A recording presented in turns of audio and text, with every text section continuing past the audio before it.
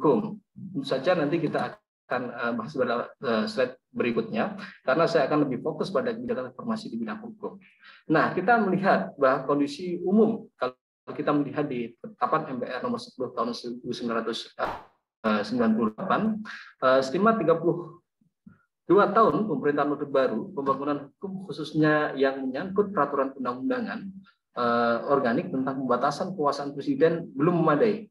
Kondisi ini memberi peluang terjadinya praktek-praktek korupsi, kolusi, dan nepotisme, serta memuncak pada penyimpangan beberapa penafsiran yang harinya sesuai dengan selera penguasa.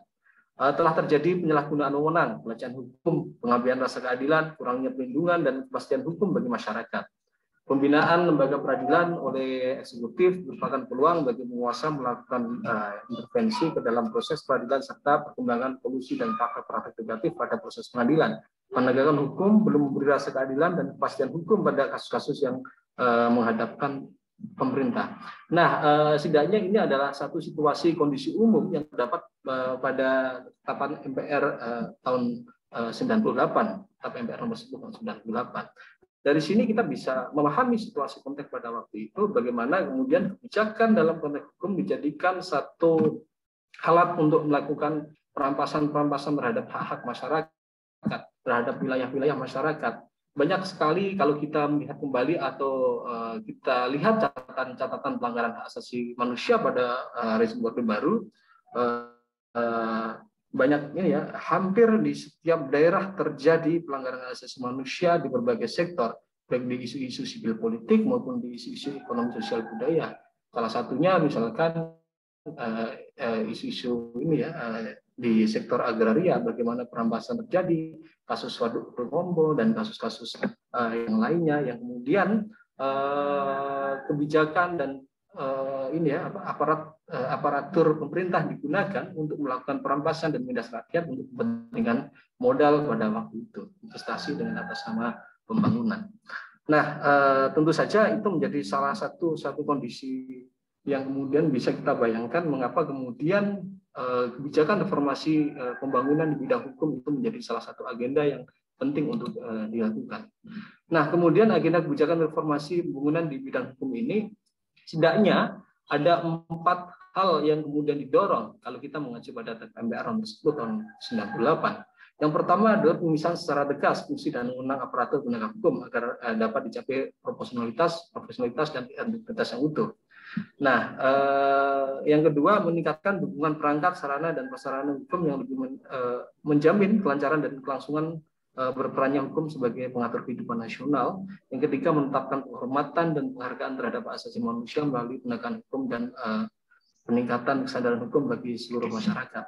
Nah, tentu saja dari sini kita melihat bisa melihat bahwa kebijakan-kebijakan dari agenda reformasi ini yang kemudian akhirnya melahirkan dan mendorong beberapa perubahan, seperti lahirnya Undang-Undang Hak Asasi Manusia, kemudian Peradilan HAM, kemudian Komisi Nasional Hak Asasi Manusia yang memiliki kewenangan lebih daripada sebelumnya.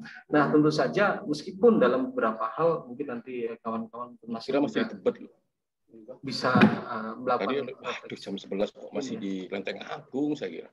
Terlama. Oke, lanjut ya.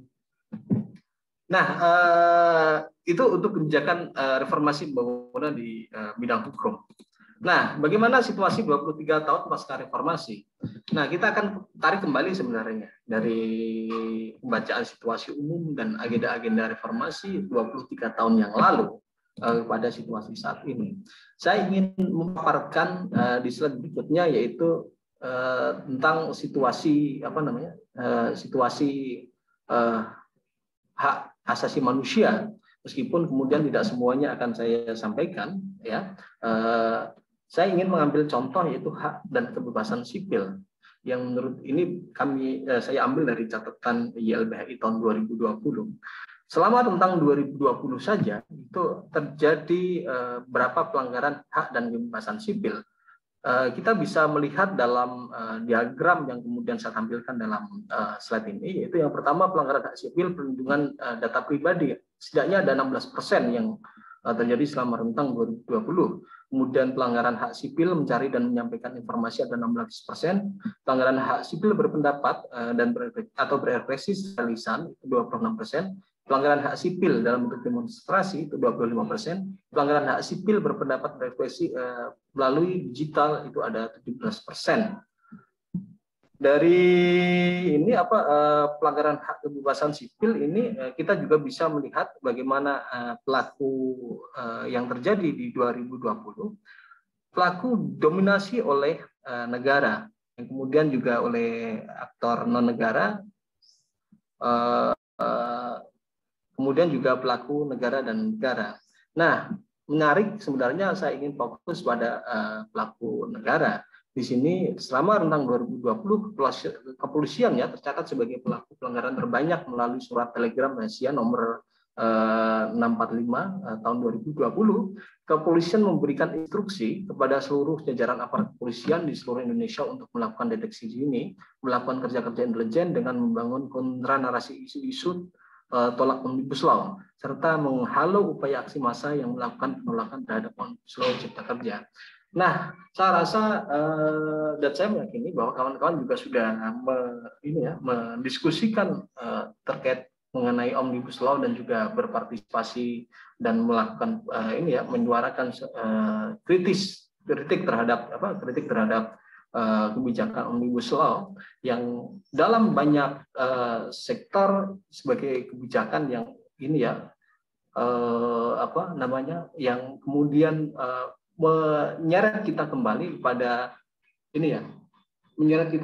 kepada peraturan-peraturan di masa Orde Baru. Misalkan kaitannya di sektor kebijakan lingkungan, bagaimana izin lingkungan dan AMDAL, kemudian partisipasi masyarakat dihabisi sedemikian rupa, yang kemudian posisinya sama sebelum sebelum reformasi, dan banyak hal lain kaitannya dengan hak buruh juga kemudian banyak dipangkas, yang kemudian ini seperti halnya kita kebijakan Omnibus Law ini kemudian memangkas kaki-kaki dari keberhasilan yang diperjuangkan selama pasca reformasi itu dihajar oleh Omnibus Law, dan tentu saja ini menjadi kemunduran yang luar biasa dalam konteks perjuangan terhadap penegakan hak asasi manusia dan demokrasi.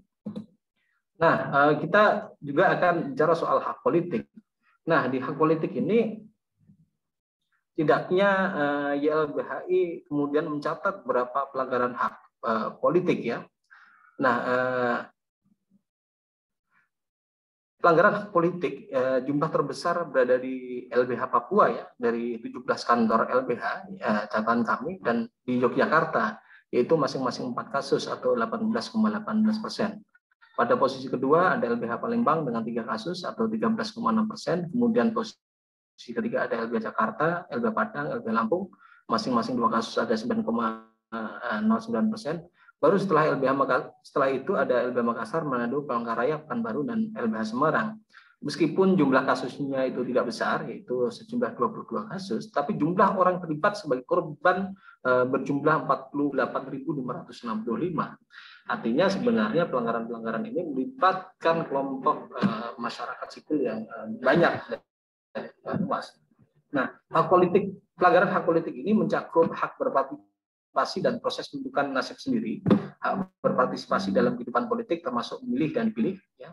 Kemudian ikut serta dalam pelaksanaan urusan pemerintahan baik secara langsung ataupun melalui wakil yang dipilih secara bebas, dan berpartisipasi dalam pembuatan kebijakan, termasuk pula diskriminasi terkait hal-hal di atas. Diskriminasi di sini tidak hanya berupa pembedaan atau pembatasan pelarangan dan pengutamaan, tetapi juga tidak memberikan afirmasi dalam konvensi penghapusan segala bentuk diskriminasi terhadap perempuan. Itu disamakan langkah-langkah khusus sementara atau special temporary measures. Sedangkan dalam konvensi orang dengan disabilitas adalah akomodasi yang layak atau reasonable accommodation. Nah, dari sini kita bisa melihat sebenarnya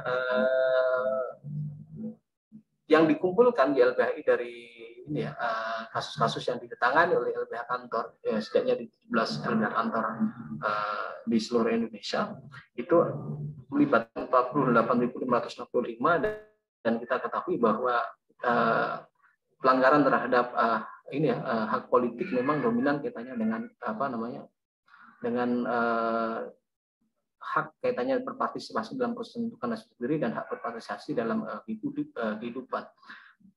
Nah, ini menjadi semacam apa namanya, semacam gambaran sebenarnya represivitas terhadap hak politik sebenarnya bisa kita maknai bahwa ini merupakan satu alarm bagi penegakan demokrasi di Indonesia saat ini. Karena bagaimanapun juga demokrasi tanpa kebebasan berpendapat dan bersuara, kebebasan berkumpul itu merupakan omong kosong. Jadi saya rasa menjadi penting untuk memperjuangkan demokrasi dalam konteks kebebasan hak sipil dan politik. Nah, kalau kita kemudian menyambungkan situasi pada 23 tahun lalu, kalau kita lihat lagi mandat-mandat reformasi ya 23 tahun lalu, maka sebenarnya kondisi hari ini tidak jauh berbeda dengan situasi pada masa Orde Baru, di mana kebebasan hak sipil dan politik dilakukan batasan sedemikian rupa melalui represivitas negara, melalui TNI dan militerisme. Meskipun kemudian memang benar si ABRI secara normatif sudah dipisahkan, ada ruang pemisahan antara TNI dan juga sipil, akan tetapi kemudian praktek-praktek militerisme yang dilakukan oleh kepolisian saat ini menjadi hal yang hampir sama secara pola dengan yang dilakukan oleh rezim Orde Baru pada saat itu.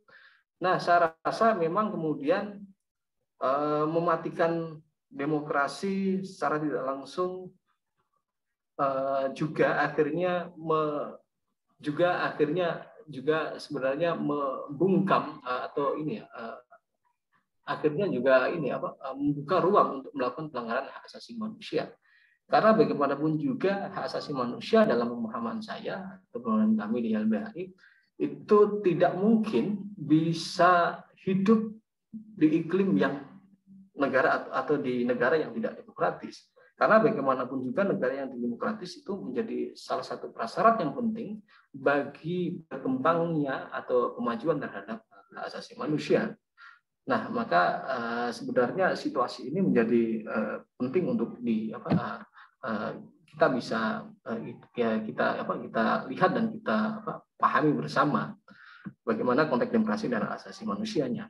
Lantas kemudian dengan kepentingan siapa sebenarnya kaitannya dengan pembungkaman hak politik, berbagai kebijakan yang kemudian dilakukan gitu, dan kemudian pengerahan aparatur negara yaitu kepolisian dalam hal ini untuk melakukan pembungkaman terhadap suara-suara kritis masyarakat. Tentu saja kita sudah banyak mendiskusikan itu bahwa ada kepentingan oligarki yang saat ini menguasai menguasai hampir seluruh partai politik, yang saya rasa itu akhirnya menjadi bagian yang memang kita memandang bahwa ini sangat sama dengan situasi Orde Baru pada waktu itu. Bagaimana politik atau partai politik itu dijadikan kendaraan politik untuk melegitimasi kekuasaan dan seakan-akan itu berjalan secara legitimate ya, yang pada akhirnya sebenarnya menguntungkan sebagian kecil orang dan praktek-prakteknya melakukan penindasan terhadap masyarakat secara luas. Nah, saya rasa itu yang mungkin bisa saya sampaikan, meskipun di pertanyaan slide terakhir saya yang saya buat itu saat ini, apakah Indonesia sedang diseret kembali masuk gerbang Orde Baru, saya rasa menarik untuk diskusikan pada siang hari ini. Terima kasih. Baik, terima kasih atas pemaparan materinya yang sangat lengkap sekali dari Mas Zainal Arifin. Jadi beberapa poin utama yang menjadi suatu titik sentral dari apa yang disampaikan oleh Mas Zainal Arifin tidak terlepas dari berbagai macam pelanggaran dan juga subversi, khususnya terhadap hak politik dan juga hak penegakan hukum, serta berbagai macam variabilitas yang menaunginya, mulai dari kebebasan sipil dan juga aspek-aspek demokrasi lainnya, yang saat ini bagaikan suatu pola repetitif dari apa yang sudah banyak didiskrepansi pada masa pemerintahan Orde Baru.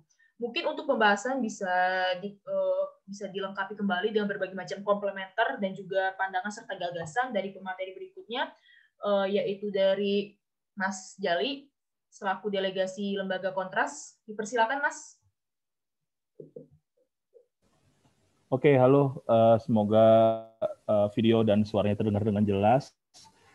Sebelumnya, terima kasih banyak buat teman-teman dari Eksekutif Mahasiswa ya, Universitas Brawijaya, dan juga para panelis lain. Ada Mas Khairul Anam dan juga ada Bang Zainal Arifin dari LBHI. Apakah bisa terdengar dan terlihat jelas sebelumnya? Sorry. Bisa jelas, Mas. Cukup Jelas. Oke. Tadi sebenarnya udah cukup lengkap banget yang udah disajin sama Bang Zainal Arifin ya, karena emang LBHI sejak tahun 74 emang mengawal betul gimana jalannya situasi dan kondisi negara, khususnya dalam penegakan hukum dan HAM, dan itu memang menjadi ciri utama dari adanya momentum politik yang hari ini sama-sama kita bahas dan peringati, yakni reformasi gitu. Yang mungkin kalau bisa saya tebak, kayaknya sebagian besar dari teman-teman peserta hari ini itu kayaknya nggak mengalami secara langsung, karena kayaknya lahir di pasca 98 kayaknya ya. Nggak jauh sih sama saya sebenarnya, jadi nggak terlalu banyak perbedaan kita. Walaupun ya pengalaman saya nggak sebanyak Mas Khairul Anam, dari dulu udah di LBH beberapa wilayah dan juga di HRW dan kemudian di Komnas HAM sekarang, dan kemudian juga Bang Zainal Arifin yang sekarang juga ada di posisi wakil ketua LBHI ya, yang ya sangat menggambarkan pengalaman dan begitu banyak jam terbang terkait kondisi penegakan hukum dan HAM di Indonesia. Sebenarnya saya kalau dibilang sebagai status pendidikan juga setara sama teman-teman. Saya masih S1 sekarang, semester 4, ngambil kuliah lagi biar bisa banyak analisis berbagai fenomena-fenomena yang terlihat gitu dari segi hukum dan HAM. Jadi nanti kalau di sesi tanya jawab dan sebagainya, harapannya cair dan santai aja gitu.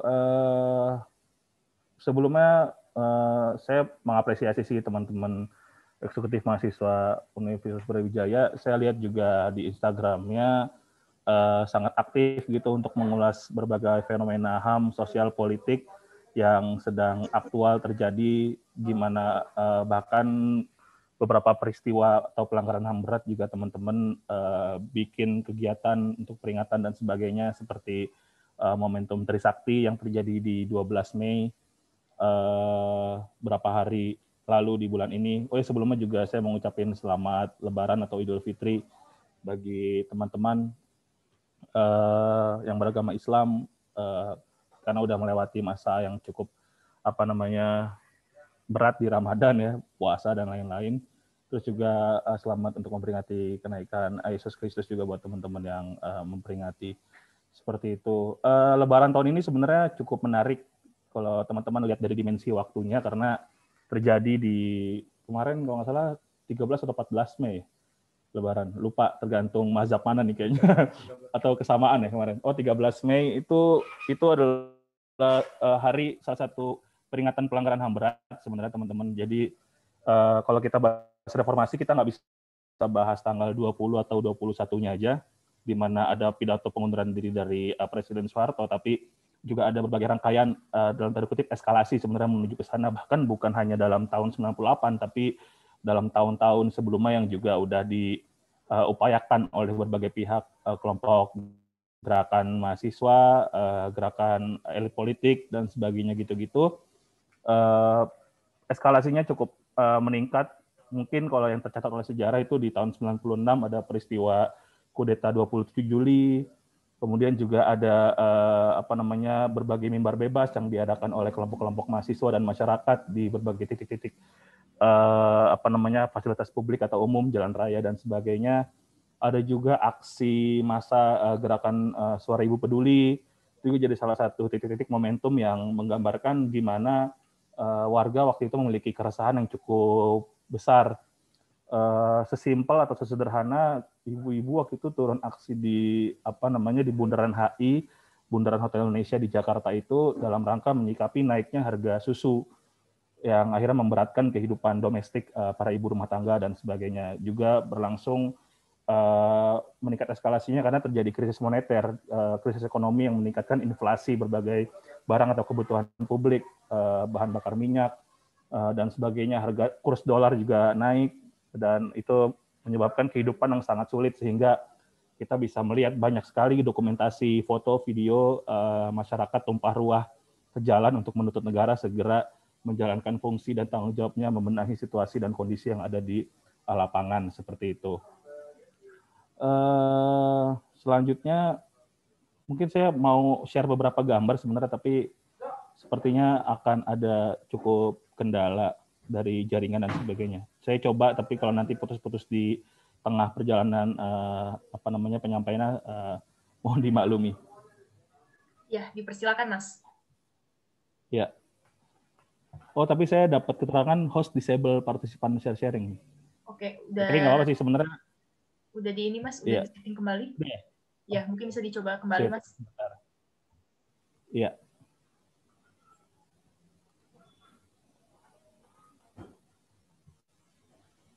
Apakah sudah bisa terlihat? Belum, Mas.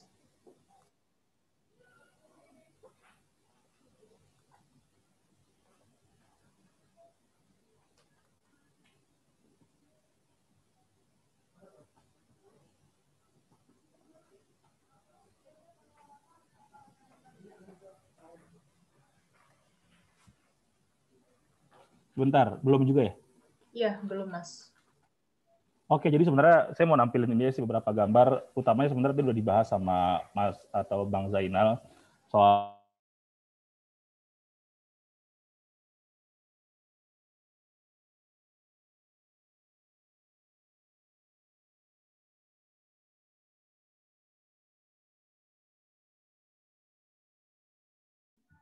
Halo, Mas.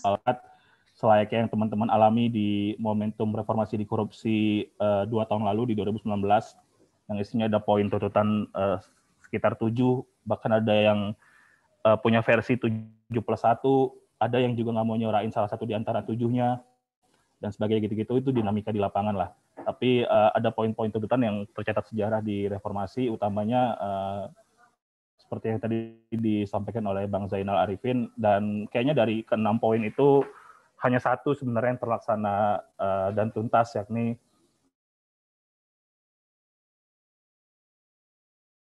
amandemen sampai ke tahun 2002 kalau nggak salah, dengan berbagai dinamika dan plus minusnya seperti adanya poin-poin soal hak asasi manusia di pasal 28 dan sebagainya gitu-gitu. Sepertinya ada kendala teknis, jadi saya lanjut untuk nyampein refleksinya via audio aja, semoga nggak mengurangi esensi pembicaraannya. Iya, dari ke-6 poin itu yang real benar-benar dirasain oleh publik, itu perubahan yang nyata benar-benar ada ya di amandemen Undang-Undang Dasar 45, dan beberapa poinnya juga akhirnya mengubah konstelasi penegakan hukum. Misal di situ ada Mahkamah Konstitusi, poin-poin soal Mahkamah Konstitusi yang akhirnya diejawantahkan dengan pendirian Mahkamah Konstitusi yang berdiri kalau salah sejak tahun 2003. Kemudian juga akhirnya ada beberapa organ-organ penegakan hukum tambahan, utamanya di bidang atau di sektor korupsi, yakni dengan lahirnya KPK. Walaupun kalau teman-teman juga lihat update gimana dinamika soal penegakan korupsi di Indonesia, yang sama-sama kita sudah tolak beramai-ramai di reformasi di korupsi kemarin, itu juga lagi ngalamin situasi yang memprihatinkan banget gitu. Dulu revisi undang-undangnya kita tolak, tapi dengan begitu cepatnya dan mulusnya di antara waktu proses peralihan dari kepengurusan partai politik dan anggota legislatif di tahun 2014 ke 2019, periodenya untuk beralih ke periode 2019-2024 itu bisa disahkan dengan begitu mudahnya, yang menurut banyak kalangan dengan berbagai bukti yang bisa di kasat mata kita bisa saksikan bahwa rapatnya nggak quorum, partisipasi publik juga tidak diindahkan dan sebagainya, yang sebenarnya secara formil berarti ada hal-hal yang tidak dipenuhi, tapi kita lihat kemarin putusan Mahkamah Konstitusi seperti apa gitu. Hanya ada beberapa poin-poin gugatan material yang dikabulkan, yang akhirnya menyebabkan kondisi KPK ya seperti sekarang begitu hancur dan menyedihkan. Kalau teman-teman juga lihat perkembangannya, ada upaya untuk filterisasi progresivitas KPK dengan adanya upaya penyingkiran 75 pegawai dan sebagainya gitu-gitu, yang berkontribusi banyak untuk penegakan korupsi di Indonesia yang cukup masif dalam sepak terjangnya, tapi dengan berbagai dasar dan situasi sistem yang dibuat itu menjadi dimungkinkan pengerusakannya gitu. Mungkin mohon maaf kalau selama sesi saya ini saya akan banyak bahas soal polisi, ABRI, TNI, militer dan sebagainya, tanpa maksud menyinggung bagi teman-teman yang berada dalam keluarga polisi, keluarga TNI dan sebagainya.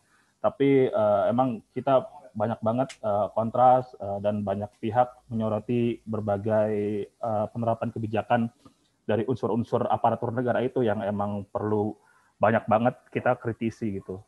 Misal untuk KPK aja yang tadi beberapa saat saya bahas, ini kan bukan upaya pertama sebenarnya polisi untuk dalam tanda kutip mengambil alih KPK gitu. Ada beberapa unsur polisi yang beberapa kali jadi komisioner dan sebagainya.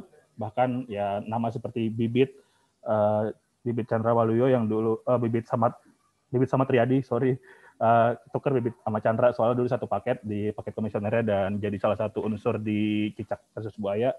Itu juga merupakan seorang polisi, misalkan dulu juga pernah punya ketua KPK Taufikur Rahman Ruki sebagai polisi juga, walaupun pas zamannya Pak Taufikur Rahman Ruki juga itu banyak diselidiki adanya upaya pengerusakan juga dari dalam, sehingga dulu ada gerakan yang cukup lumayan dikenal dengan ada upaya bernama Kuda Troya gitu, meminjam satu strategi perang yang dulu pernah berlangsung di zaman Yunani, merusak dari dalam seperti itu. Tapi sekarang udah hampir bisa dibilang sebagai pengrusakan sempurna gitu, bahwa akhirnya selain aktor-aktornya, yakni para komisionernya, juga ada yang dari polisi bahkan menjadi ketua, walaupun punya track record yang cukup menyedihkan dari segi kode etik dan sebagainya.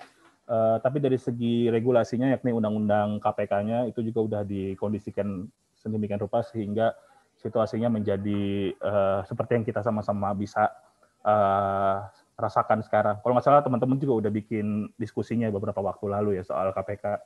Saya juga mengapresiasi teman-teman mau belajar dan diskusi soal itu. Terus apalagi? Karena sebenarnya salah satu poin besar selain jeleknya penegakan hukum dan juga jeleknya kondisi hak asasi manusia, pemerintahan Soeharto bersama Golkar, ABRI dan Orde Baru itu emang perlu banget disoroti dari segi korupsi, kolusi dan nepotismenya. Kalau teman-teman baca mungkin biografi atau tulisan mengenai profil seorang Haji Muhammad Soeharto itu yang pernah 32 tahun menjadi presiden kita, pernah tersangkut kasus korupsi dalam pengadaan beras gitu oleh Bulog di tahun 50-an. Dan kita bisa melihat bahwa selama beliau memimpin negara ini 3 dekade lebih, 32 tahun, unsur kolusi dan nepotismenya juga cukup tinggi.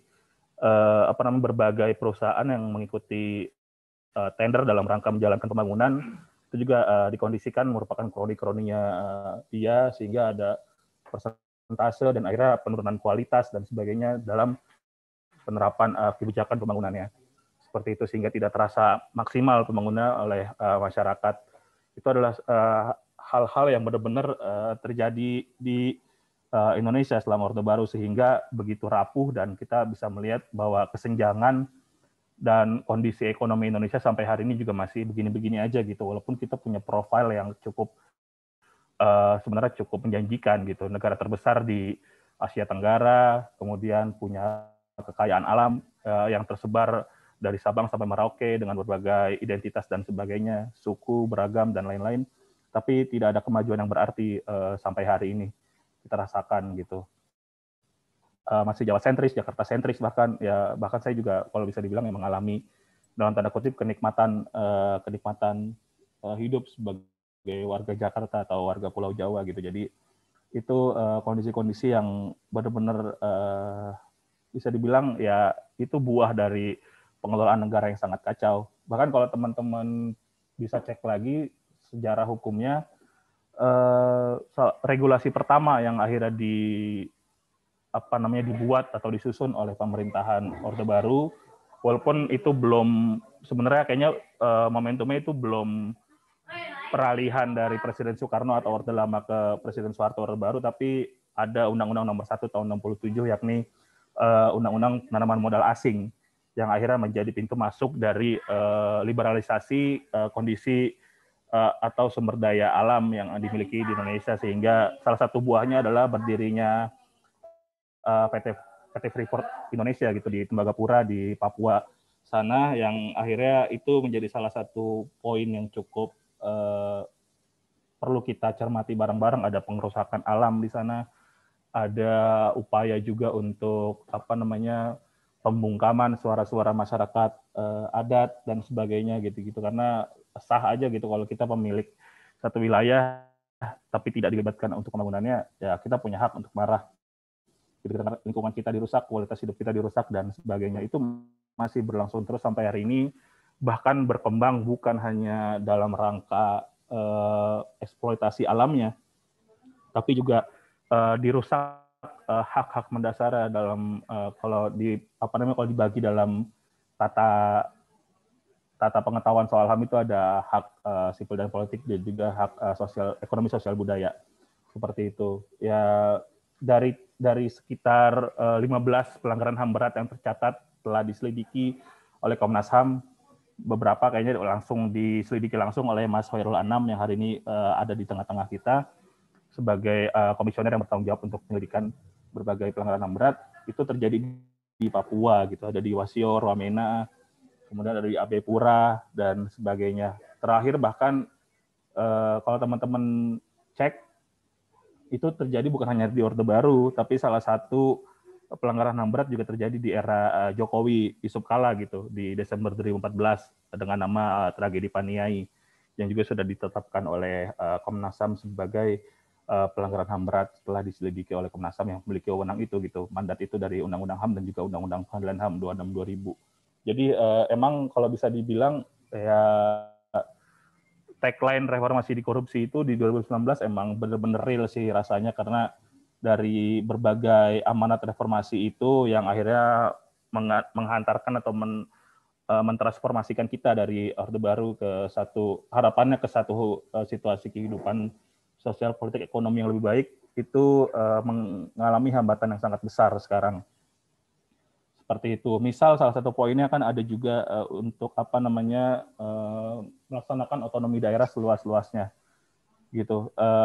Itu juga terjadi satu pemangkasan yang cukup besar gitu. Misal kalau teman-teman juga meneliti soal gimana isi Undang-Undang Cipta Kerja yang juga ramai-ramai ditolak dengan tagline tolak Omnibus Law dan sebagainya, yang mengatur soal wewenang pemerintah daerah dan pemerintah pusat dalam menyambut investasi lah, industrialisasi dan sebagainya dalam kaitan izin lingkungan. Itu banyak juga yang dipangkas kewenangan-kewenangan pemerintah daerah gitu, yang ditarik lagi ke pemerintah pusat, sehingga esensi otonomi daerah dalam rangka desentralisasi atau pemerataan atau pembagian kewenangan dan kekuasaan itu menjadi setengah-setengah gitu. Ya ini emang sistem atau desain negaranya juga kita kayaknya udah sulit untuk bisa berdiskursus soal itu gitu. Karena ya di Undang-Undang Dasar kita bisa melihat bahwa negara atau para legislator dan para politisi udah menentukan bentuk negaranya kesatuan, sehingga memang rada sulit untuk kita bisa melihat pembangunan daerah sebagaimana mestinya. Walaupun kita juga bisa mengukur bahwa nggak secara langsung kalau kewenangannya dibagiin ke pemerintah daerah itu akan berlangsung dengan baik. Banyak juga kecurangan-kecurangan dan kejahatan-kejahatan yang diproduksi oleh para pemimpin daerah dan sebagainya gitu-gitu. Itu sih hal-hal yang benar-benar kerasa ya. Di samping ya akhirnya kalau ngelihat tema diskusi kita kali ini adanya turbulensi politik, mungkin bagi teman-teman yang nyimak, dari tadi saya pakai satu kaos yang isinya sebenarnya tulisannya janji Jokowi. Ya, ini kita coba refleksiin, ada salah satu film aja namanya Janji Joni dulu di tahun 2005, ini dibikin oleh Joko Anwar. Itu juga yang dilakukan oleh Jokowi di tahun 2014. Di mana Indonesia akhirnya mengalami turbulensi politik yang cukup mengguncang sih sebenarnya di 2014. Nanti Mas Khairul Anam atau nanti Bang Zainal juga bisa nge-share gimana kondisi kebatinan bangsa gitu atau kondisi psikologis massa di tahun 2014 gitu. Kalau teman-teman mungkin belum begitu melek melek politik atau melek informasi di tahun 2014 karena masih SMP atau ya SD atau ya belum begitu banyak konsumsi media selain untuk kebutuhan hiburan. Itu di 2014 udah mengalami ibaratnya ya udah kayak di ujung tanduk atau mau pecah telur lah untuk beberapa hal, utamanya soal pelanggaran HAM berat. Karena entah ini sebagai prestasi atau sebagai indikator sebaliknya yakni keburukan gitu. Bahwa ada salah satu nama yang sering disebut dalam pelanggaran HAM berat karena memiliki wewenang dan jabatan sebagai salah satu pimpinan militer di Kopassus, kemudian di Kostrad dan sebagainya, yakni Prabowo Subianto yang juga merupakan mantan menantu dari Soeharto. Itu entah gimana caranya bisa luput dan sebagainya dari proses hukum itu menjadi calon presiden di 2014 gitu, berpasangan dengan Hatta Rajasa yang merupakan juga besannya dari SBY, pemerintahan yang habis di 2014. Seperti itu. Sehingga kayaknya ada kutub besar lain yang mau nggak mau kayaknya seolah-olah ya ini gerakan sosial untuk melawan pelanggaran HAM berat dan sebagainya itu berkumpul dalam kutub besar lainnya yang akhirnya memunculkan nama Joko Widodo dan juga Yusuf Kala gitu, dengan berbagai kehebohannya. Ada relawan Jokowi, artis banyak banget turun, slang sampai bikin konser, dan kawan-kawan di GBK dan sebagainya, dengan berbagai janji dan narasi yang emang begitu seksi. Dan akhirnya kita bisa lihat gimana hasilnya di 2014, ya Joko Widodo dan Yusuf Kala yang terpilih gitu sebagai presiden dan wakil presiden. Bahkan di dalam salah satu poin janjinya adalah itu disebutkan setiap kasus dari 13 kasus pelanggaran HAM berat akan diselesaikan oleh pemerintahan Indonesia gitu lewat mekanisme yang tersedia, utamanya lewat penegakan hukum dan sebagainya. Bahkan juga hal-hal sumber dari pelanggaran HAM beratnya atau pelanggaran HAM gitu seperti kesewenang-wenangan militer dan sebagainya itu juga dijanjikan akan ada reformasinya gitu, ada reformasi pengadilan militer dan sebagainya. Walaupun sampai hari ini Kontras masih sering banget nemuin fenomena di mana anggota TNI melakukan tindak pidana umum, bukan tindak pidana yang berkaitan sama kemiliteran, desersi dan sebagainya, tapi justru dibawanya ke pengadilan militer gitu. Kalau teman-teman cek salah satu dokumentasi Kontras itu, kasus yang ditangani adalah kasus pengeroyokan berujung kematian terhadap salah satu warga bernama Jusni di Jakarta Utara. Videonya mendapatkan peringatan kekerasan dari Instagram karena emang isinya benar-benar beringas. Belasan anggota TNI mukulin warga, meninggal warganya bernama Jusni, dan tapi dibawa ke pengadilan militer gitu. Padahal menurut ketentuan hukum, yakni di Undang-Undang TNI di tahun 2004 itu udah ada pasalnya kalau anggota TNI yang melakukan tindak pidana umum, tindak pidana itu ya ada yang umum dan khusus. Kalau pengeroyokan bisa dikategorikan sebagai penganiayaan kalau menurut KUHP, dan ada juga poin soal penganiayaan berujung kematian. Itu harusnya dibawa ke pengadilan negeri dong gitu, dengan mekanisme yang lebih transparan dan sebagainya gitu-gitu.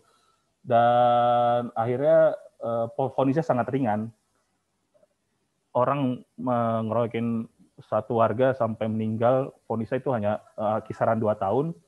Awalnya hampir sebagian besar dari belasan pelaku itu dijatuhi sanksi tambahan, yakni dipecat dengan tidak hormat. Tapi mereka ngajuin banding dan akhirnya tidak ada yang dipecat gitu. oleh kemiliteran, sehingga ya kemiliteran memaklumi bahwa anggota-anggotanya begitu boleh gitu untuk melakukan kekerasan terhadap warga gitu. Itu kondisi real yang ada di lapangan sampai hari ini dan cukup banyak terjadi. Terakhir di Aceh juga kita lagi investigasi salah satu kasus yang melibatkan TNI juga gitu. Ya akhirnya kalau kita mengukur tadi Bang Zal juga ngomongin soal militerisme, ya nggak begitu banyak perubahan yang tercipta gitu. Walaupun ya mungkin nggak seserem dulu kali ya, nggak seserem zaman Orde Baru. Kayak nggak mungkin saya bisa bikin kaos ada gambar Soeharto gitu di zaman Orde Baru dan bisa hidup dengan tenang-tenang aja gitu. Tapi sampai sekarang detik ini mungkin Kontras bisa bikin berbagai bentuk kritik dan sebagainya dengan menampilkan atau menunjukkan wajah Jokowi dan lain, tapi kita masih fine-fine aja. Tapi teman-teman juga bisa melihat bahwa per hari ini ya banyak kalangan dan banyak peneliti bilang bahwa kondisinya untuk berani mengubahkan pendapat itu mengalami penurunan gitu di masyarakat. Kondisi indeks demokrasi kita juga mengalami skor yang sangat buruk menurut Economist Intelligence Unit, yang bahkan sejak mereka riset tahun 2006, mungkin kalau risetnya dari tahun 70-an, zaman Soeharto yang lebih jelek, tapi karena tahun 2006 datanya, jadi skor tahun ini belum merupakan skor terburuk sejak tahun 2006 gitu. Dan kita bisa melihat dari dinamika turbulensi politik elitnya juga, kalau teman-teman ingat 2019 itu merupakan momentum penyelenggaraan pemilu serentak pertama di Indonesia. Sehingga seharusnya pemilihan presiden itu nggak punya rujukan presidensial threshold. Seperti itu.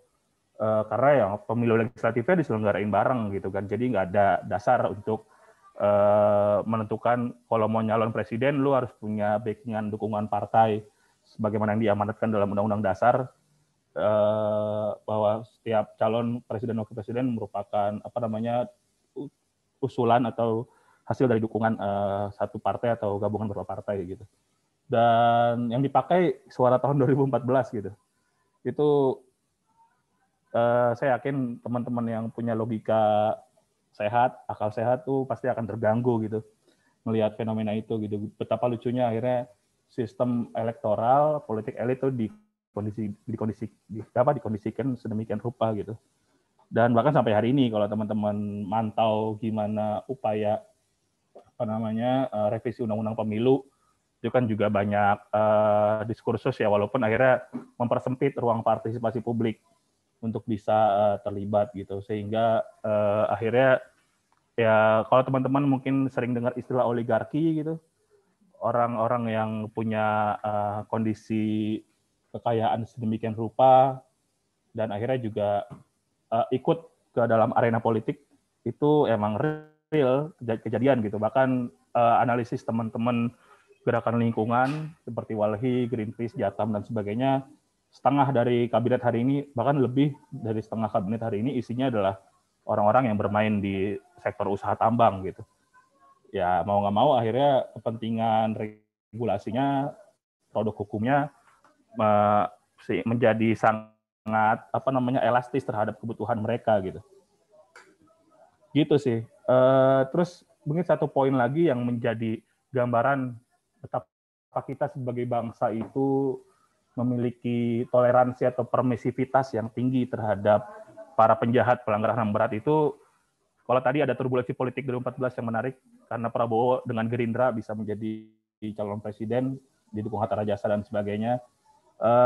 Kalau teman-teman cek data hasil pemilu 2004, pemilu legislatifnya, walaupun akhirnya menghadirkan sosok Presiden SBY, walaupun itu dilematis juga ya karena ada militer juga dulu, pemenang pemilu legislatif dengan kursi terbanyak di DPR adalah Partai Golkar. Gitu. Golkar itu identitas yang tidak bisa lekat, tidak bisa dilepaskan dari Orde Baru. Reformasinya baru terjadi 98 ke 2004 itu 6 tahun.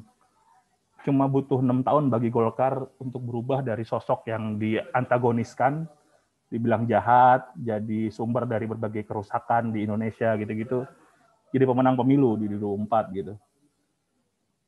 Saya nggak habis pikir kenapa kita sebagai bangsa Indonesia ini bisa ngalamin kondisi yang sedemikian fatal gitu, bahwa ya orang-orang jahat bisa konsolidasi lagi dan akhirnya mencapai kepentingan mereka gitu.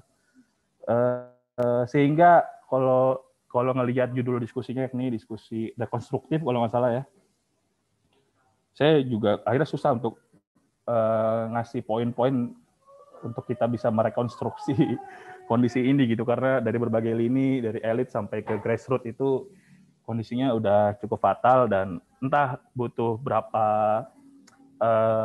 derita lagi, berapa peristiwa menyeramkan lagi sehingga revolusi dan kemarahan itu bisa tumpah ruah lagi di jalanan sehingga situasinya bisa berbalik, menguntungkan kebenaran dan keadilan serta kepentingan warga gitu.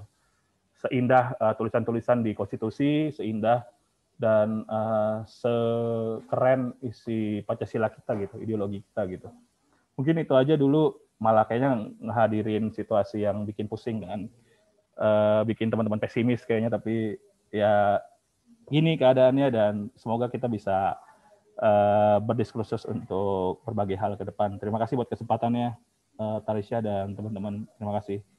Baik, terima kasih untuk pemaparan materinya yang sangat-sangat kompleks dari Mas Jali selaku delegasi Kontras. Sangat menarik ketika kemudian kita melihat bagaimana secara observasinya ada sebuah kohesivitas yang terbentuk di antara bagaimana kemudian terjadi pola repetisi di era reformasi ini dengan apa yang sebelumnya menjadi suatu basis dari peristiwa reformasi tahun 98 dan bagaimana kemudian permisivitas masyarakat Indonesia itu masih berada dalam suatu predestinasi yang tinggi untuk kemudian menciptakan suatu normalisasi terhadap berbagai macam studi kasus yang semakin berkompleksitas dan bukan hanya terepicentrum pada salah satu regional saja, misalkan di Papua atau misalkan pada salah satu konstelasi studi kasus saja, tetapi juga mencakup berbagai macam kasus-kasus pelanggaran HAM, bahkan hingga pada titik di mana itu merupakan salah satu kejahatan secara humanistik yang berada dalam suatu kalibrasi yang berat dan juga melibatkan berbagai macam elemen dari aktor negara, tidak hanya dari kaum sipil, yaitu adalah mereka-mereka yang memiliki posisi di dalam lembaga eksekutif maupun legislatif, tetapi juga turut memperoleh afirmasi dan juga memperoleh dukungan melalui inisiator dan juga gerakan daripada mobilisasi aparat negara. Kemudian ini bisa menjadi suatu topik pembahasan yang lebih menarik lagi apabila kemudian kita mendengarkan tanggapan dan juga interpolasi materi dari Mas Hoirul Anam selaku Komisioner Komnas HAM yang juga merupakan tokoh lapangan juga, jadi tidak hanya sebagai tokoh pemikir juga, yang tidak hanya sebagai suatu inisiator dalam hal gagasan dan juga pemikiran, tetapi juga turut berkontribusi langsung dalam gerakan-gerakan di lapangan. Mungkin bisa dilanjutkan saja kepada Mas Hoirul Anam, dipersilakan Mas.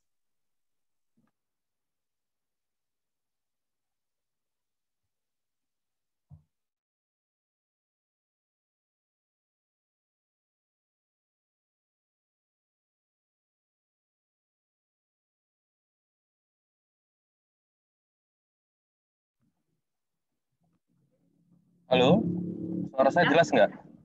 Bisa terdengar dengan jelas, Mas. Oke. Apa namanya? Tadi penjelasannya sudah cukup banyak ya. Saya akan memulainya dengan refleksi begini, karena ini banyak generasi yang nggak ikut terlibat dalam proses Orde Baru gitu. Apa sebenarnya Orde Baru sampai melahirkan Orde Reformasi yang ada beberapa poin yang tadi di-share sama Mas Zainal menjadi concern-nya era reformasi. Nah, inti dari beberapa poin itu ada beberapa hal. Yang pertama adalah penyelenggaraan Orde Baru itu terkonsolidasi dengan kekuasaan koersif. Jadi kekuasaan koersif ini dari semua lini. Jadi kekuasaan pemerintah menyatu dengan kekuasaan aparat keamanan, dengan kekuasaan aparat penegak hukum, sehingga dulu tidak ada kritik. Jadi dulu tidak ada kritik. Kalau ada orang mengkritik ya ditangkap. Kalau ada orang mengkritik nggak bisa ditangkap, nggak bisa di penegakan hukum ya diculik, dihilangkan. Atau kalau ada orang yang mempertahankan tanahnya dan lain sebagainya akan distigma. Kalau enggak di stigma PKI, ya di stigma Islam garis keras. Oleh karenanya layak untuk dibunuh dan diusir dari wilayahnya. Nah, ada juga yang ketika ada orang berorganisasi, khususnya mahasiswa, misalnya, atau buruh, ya dibubarkan. Karena itu mengganggu proses penyelenggaraan pemerintahan, katanya. Kalau berserikat itu berhubungan dengan ekonomi, kayak buruh misalnya, ya dianggap mengganggu investasi, iklim investasi. Jadi Orde Baru itu orde kekuasaan yang mengkonsolidasi kekuatan pemerintahan jadi satu dengan kekuatan koersif plus penegakan hukum. Makanya isu-isu yang berkembang itu waktu itu adalah kekerasan, mafia peradilan, pelanggaran HAM, macam-macam itu muncul lagi gitu. Nah, itu wajah dari Orde Baru, sehingga ketika Orde Baru tumbang melahirkan Orde Reformasi, poin-poin rekomendasi itulah yang muncul. Jadi poin-poin rekomendasi itu bukan tanpa sebab ujuk-ujuk datang dari langit, enggak kayak begitu. Jadi memang kenapa misalnya kok ada rekomendasi poin dari Orde Reformasi adalah menghapus difungsi ABRI. Karena difungsi ABRI itu jantungnya konsolidasi kekuasaan eksekutif terkonsolidir dengan kekuasaan koersif TNI, polisi, bahkan juga penegak hukum. Mulai dari polisi sampai majelis hakim. Dulu begitu. Bahkan ya kehakiman itu di bawah pemerintahan, di bawah presiden. Jadi menteri kehakiman. Nah, itu yang kritik tajamnya. Makanya dan menjalankan orde kekuasaan waktu itu, alat utamanya adalah ABRI waktu itu, alat koersif. Makanya ada penghapuskan dwi-fungsi ABRI. Terus nepotisme, kolusi, dan sebagainya itu karena ya ketika itu mengkonsolidasi kekuasaannya, ya mereka butuh orang-orang yang firm dengan mereka. Kalau nggak firm ya akan didepak. Oleh karenanya nggak akan bisa jadi PNS, nggak akan bisa jadi pejabat kalau bukan temannya si A, si B. Kalau nggak nyogok sana, nyogok sini, dan sebagainya. Kalau nggak keluarganya si A, si B. Nah, itu karakter dasar dari watak Orde Baru. Nah, itu semua bagaimana saat ini 23 tahun reformasi. Nah, saya akan membagi 3 fase. Fase pertama, fase kedua, dan fase ketiga. Fase pertama ini ketika tumbang, sebelum ngomong fase-fase ini saya perlu jelaskan karena ini dengan teman-teman Brawijaya. Salah satu peristiwa penting tumbangnya rezim Soeharto waktu itu adalah aksi di Kota Malang. Itu di bundaran di depan pintu gerbangnya Brawijaya. Jadi itu ada aksinya Brawijaya, ada aksinya ITN. Di situ pertama kali salah satu pilar utama jatuhnya rezim Soeharto karena pecah kekerasan di situ. Semua orang Jakarta turun ke Malang, disitulah mulai memanas situasinya sampai 1 atau 2 bulan setelahnya Soeharto tumbang. Jadi Malang itu dalam era reformasi, walaupun jauh dari pusat pemerintahan, pusat kekuasaan di Jakarta, tapi memiliki satu sejarah yang sangat ketat gitu, sangat kental gitu dengan jatuhnya Soeharto waktu itu. Karena waktu itu Komnas HAM turun, terus almarhum Munir juga turun, Bambang Wijoyanto turun, tokoh-tokoh nasional turun semuanya ke Malang. Waktu itu, waktu pecahnya aksi itu. Karena itu salah satu gelombang pertama gitu. Kekerasan yang dialami oleh mahasiswa dan itu memicu gelombang-gelombang berikutnya sampai jatuhnya Soeharto. Jadi berbahagialah teman-teman Brawijaya saat ini punya catatan sejarah kayak begitu, dan saya sangat terhormat sebagai keluarga besar Brawijaya, teman-teman Brawijaya mengadakan diskusi ini karena itu salah satu sejarahnya di situ. Itu oke. saya balik lagi soal gelombang tadi, gelombang pertama, gelombang kedua, gelombang ketiga, atau fase pertama, fase kedua, fase ketiga. Nah, di fase pertama, fase yang saya katakan ada spirit reformasi itu ada. Jadi spirit reformasi itu ada. Bukan nggak ada. Kita spirit reformasi di fase pertama itu fase yang ada upaya pelaksanaan cukup serius bahwa amanat dari reformasi itu dijalankan. Makanya lahirlah Mahkamah Konstitusi, Mahkamah Komisi Yudisial. Komisi Yudisial salah satunya untuk mengkontrol bagaimana memberantas mafia peradilan. Mahkamah Konstitusi untuk membereskan semua persoalan ini diletakkan dalam konteks konstitusionalisme, misalnya begitu, tidak dalam konteks kekuasaan. Itu lahir. Komnas HAM juga diperkuat dengan Kepres, dengan Undang-Undang 39 tahun 99, terus diperkuat lagi dengan Undang-Undang Pengadilan HAM, Undang-Undang nomor 26 tahun 2000, terus lahir juga KPK, lahir lembaga-lembaga yang memang menjadi satu spektrum bahwa tata kelola kehidupan bernegara ini diharapkan menjadi baik dalam infrastruktur institusi dan infrastruktur norma-norma hukum. Jadi fase pertama itu lumayan. Bahkan misalnya yang di zaman Orde Baru ditakutin gitu ya, ABRI misalnya, mereka juga melakukan reformasi. Pertama adalah pemisahan polisi sama TNI, itu fase pertama. Terus lahirlah Undang-Undang polisi tahun 2002, terus lahir Undang-Undang TNI tahun 2004. Itu merupakan salah satu amanat reformasi sebenarnya. Nah, dalam sektor keamanan, dalam konteks reformasi yang penghapusan difungsi ABRI, patronnya gede kayak begitu, itu adalah perubahan institusi, tata kelola sektor keamanan diberesin, termasuk pemisahan polisi sama sama ABRI, sama TNI waktu itu. Terus habis itu tata kelola intelijen negara. Jadi kita punya intelijen negara, nggak punya aturan mainnya, nggak punya hukumnya, itu juga ada. Pada akhirnya kita punya Badan Intelijen Negara, dulu nggak ada. Dulu kalau nggak BAIS, ya Badan Intelijen Strategis miliknya ABRI, ya ini institusi-institusi yang lain kayak Sospol itu yang melakukan tindakan-tindakan yang koersif, memata-matai dan lain sebagainya. Nah, fase awal ini menurut saya positif, gitu. Walaupun nggak bisa maksimal, tapi ini positif sebagai satu gerakan dari semua kita, ya kan, yang mahasiswa, masyarakat, aktivis, macam-macam itu berkomitmen untuk mendorong itu semua.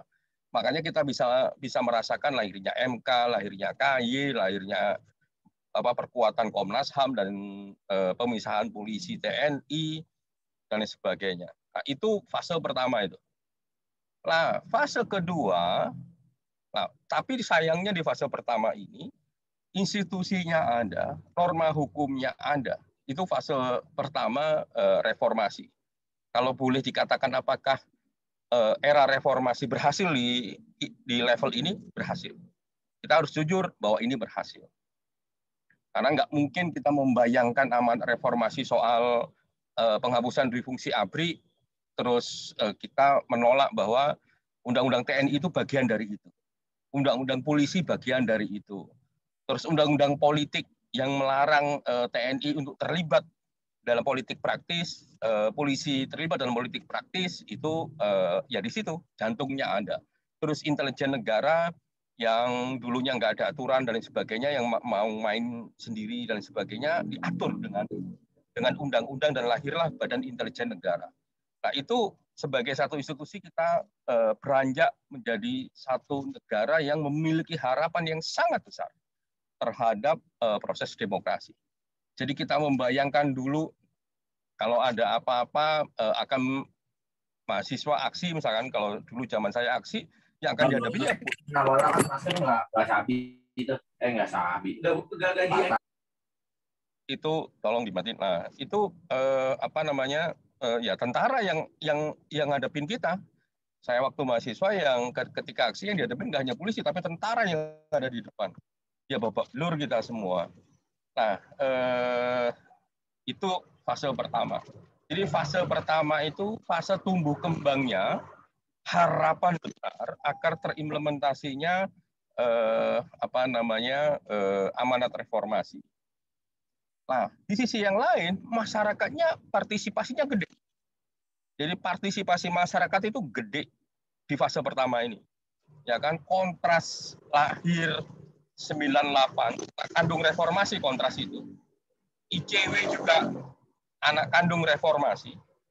Itu semakin lama memiliki ruang besar, semakin lama legitimasi publiknya semakin besar, dukungan masyarakatnya semakin besar. Masyarakat kritis dan sebagainya semakin besar. Masyarakat berani juga semakin besar. Ini fase pertama. Catatan misalnya kalau dulu orang takut sama ABRI ya, di fase-fase awal ini orang berani bilang bahwa yang melakukan pelanggaran itu si A, si B. Ditunjuklah itu ABRI-nya waktu itu. Nah, oke, di fase ini, jadi partisipasi masyarakatnya oke, ya kan, konsolidasi kekuasaannya belum terkonsolidasi, ya mereka kena sepleteran gairah energi reformasi, mereka akhirnya nggak konsentrasi mengikuti agenda-agenda kita. Itu fase pertama. Fase kedua, nah ini fase kedua ini konsolidasi kekuasaan sudah mulai bangun. Ya, masuk tata kelola politik di undang-undang politik di otak-atik. Ini fase kedua. Nah, masyarakat sudah mulai melupakan energi positifnya soal reformasi. Terus ya kelompok-kelompok aktivis-aktivis HAM, aktivis buruh macam-macam sedikit ditinggalkan oleh kelompok-kelompok masyarakat karena mereka mulai dituduh kembali kayak rezim Orde Baru bahwa mereka merugikan pembangunan, merugikan reformasi, kebablasan dan sebagainya begitu. Stigma itu dimakan oleh publik luas sehingga memang partisipasi publik luasnya nggak sekuat di fase pertama. Di sisi yang lain konsolidasi kekuasaan semakin lama semakin besar. Nah, konsolidasi kekuasaan ini semakin lama semakin besar sehingga kontrol oleh kita semua, oleh publik dan sebagainya soal esensi reformasinya lemah gitu. Makanya misalnya TNI yang di fase awal sangat positif dalam konteks agenda-agenda reformasi internalnya, misalnya soal bisnis militer itu mereka evaluasi dan sebagainya, aset-aset bisnisnya dikembalikan ke negara dan sebagainya, dibatasi bisnisnya dan sebagainya, itu lumayan. Tapi agenda reformasi TNI yang lain kayak peradilan militer itu di fase awal dibahas terus, tapi di fase kedua pada akhirnya ditolak. Jadi makanya sampai sekarang peradilan militer tidak pernah tersentuh oleh reformasi. Itu di fase kedua ini. Nah, di fase kedua ini juga mulailah ada gonjang-ganjing karena kekuasaannya terkonsolidasi dengan baik, ya kan? Mulailah menyentuh soal-soal itu tata kelola negara yang semakin lama semakin tidak transparan, semakin lama tingkat kekerasan semakin besar. Itu di level negara. Semakin lama institusi negara itu sebagai satu institusi negara yang dilahirkan dalam era reformasi tidak sesuai dengan harapan substansial. Nah, itu di fase kedua. Di fase kedua ini juga ada soal-soal kritik terhadap di tubuh kita sendiri. Siapa itu tubuh kita? Masyarakat. Jadi masyarakat terfragmentasi juga dengan agenda-agenda yang macam-macam, termasuk agenda-agenda siar kebencian. Intoleransi semakin besar, ekstremisme keagamaan juga semakin besar, pengembangan isu-isu SARA juga semakin besar. Sehingga kita juga disibukkan dengan bagaimana mengelola masyarakat ini agar masyarakat ini juga tertib pada soal-soal agenda reformasi, pada soal-soal hak asasi manusia, saling menghormati dalam konteks hak asasi manusia. Ini babak belur kita ini di level masyarakat juga. Akhirnya alih-alih masyarakat yang begitu besar antusiasnya terhadap reformasi, energinya disalurkan untuk monitoring jalannya tata kelola pemerintahan, mereka sendiri punya agenda sendiri, yang salah satunya adalah agenda-agenda yang intoleransi, agenda-agenda yang memang konflik sosial dan sebagainya. Nah, di level ini, di fase kedua ini akhirnya adalah esensi adanya perubahan-perubahan di fase awal akhirnya tidak melahirkan produk-produk yang substansial terhadap reformasi. Betul ada MK, tapi ya putusannya ada beberapa yang tidak sesuai harapan. Betul ada komisi yudisial, tapi ya mafia peradilan tetap berjalan. Betul ada KPK, tapi masih ada tuduhan tebang pilih. Betul ada ABCD, tapi ya belum maksimal dan sebagainya. Betul ada polisi yang penegakan hukum, tapi tetap melakukan kekerasan, kayak dulu ketika masih masuk dalam ABRI dan sebagainya. Jadi institusi-institusi sudah dibangun di fase awal, ternyata tidak bisa memproduksi harapan-harapan sesuai dengan harapan yang kita inginkan, substansinya. Nah, betul Anda analisa ini soal masyarakat bahwa siar kebencian, intoleransi, bagian dari ada yang ngomong efek dari konsentrasi politik yang terlalu terbuka dalam pilkada dan lain sebagainya. Ada yang ngomong kayak gitu sehingga mereka terfragmentasi dalam kontestasi kampanye-kampanye yang memang simbol-simbol sektarian itu dipakai. Ada yang kayak begitu ngomongnya. Itu betul, memang ada, tapi ada juga yang memang mengembangkan ide-ide yang memang suka kekerasan, gitu. Jadi di fase kedua ini masyarakat kita semua disibukkan juga dengan problem di kita. Jadi kalau di aktivis HAM ngomongnya tumbuh kembangnya kelompok-kelompok vigilante, kelompok-kelompok yang suka kekerasan, basisnya sektarian. Kalau orang lain menyebutkan ini mereka menggunakan kebebasannya secara kebablasan, gitu, secara berlebihan. Nah, ini di fase kedua. Sehingga di fase kedua bisa disimpulkan hasil-hasil reformasi tidak maksimal, gitu. Kerja-kerja dari institusi yang dilahirkan di fase awal itu tidak maksimal.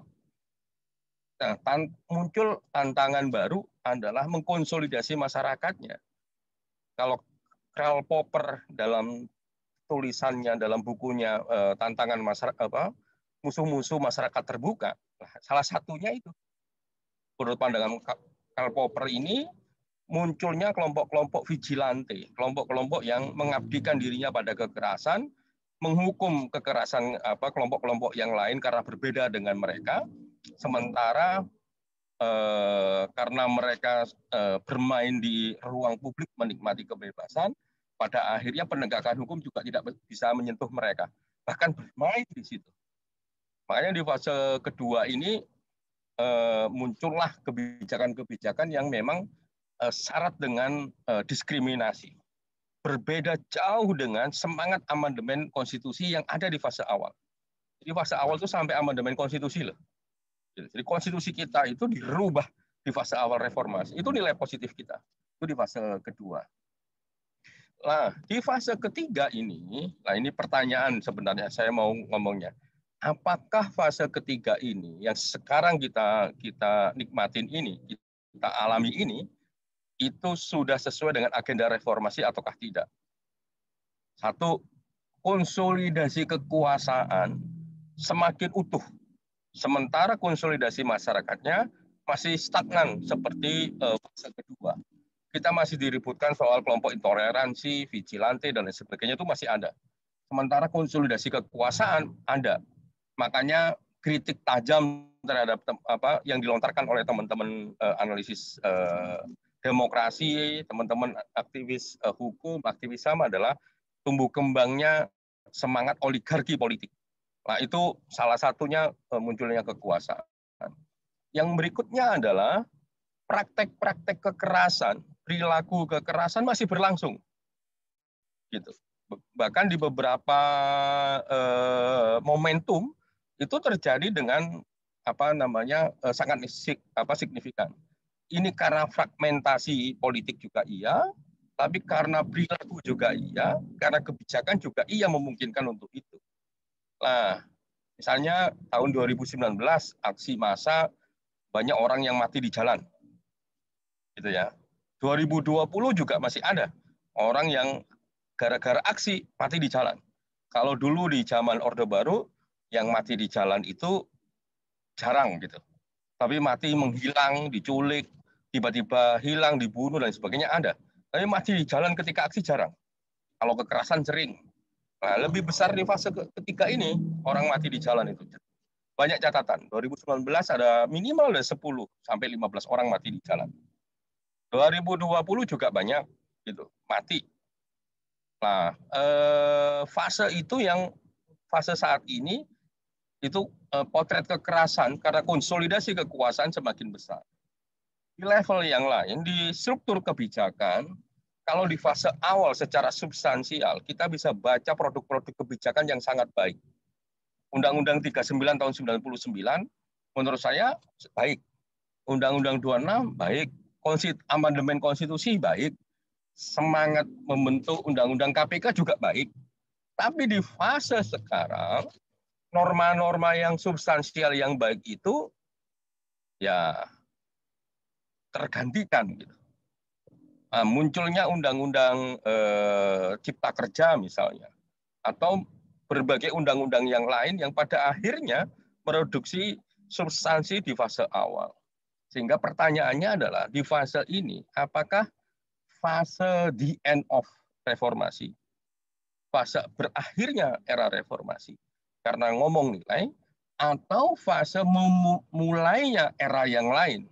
Gitu. Kalau beberapa orang menyebutnya ini era oligarki, ada yang menyebutkan orang ini mau masuk fase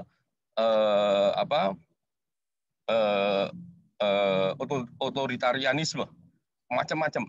Ini pertanyaan kita semua.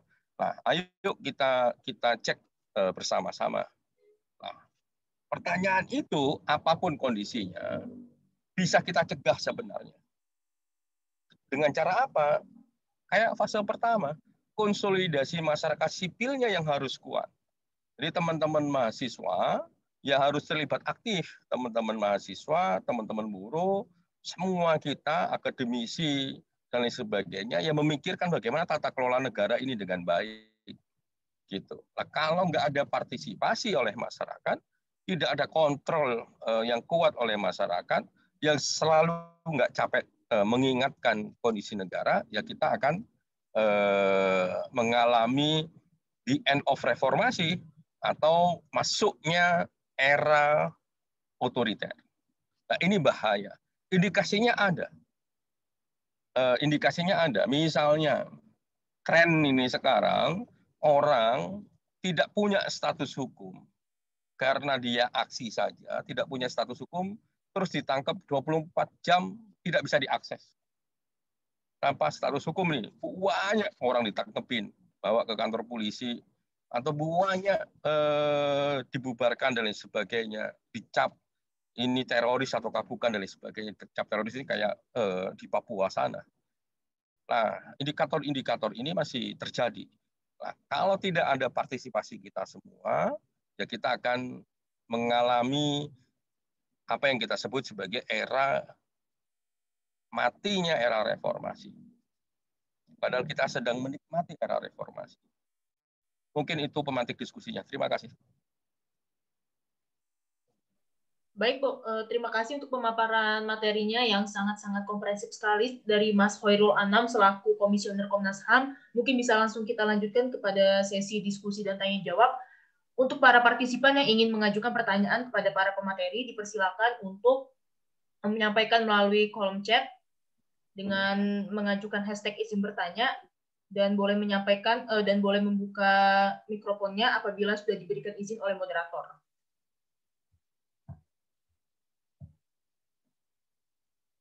Baik, untuk para partisipan yang ingin mengajukan pertanyaan, dipersilakan.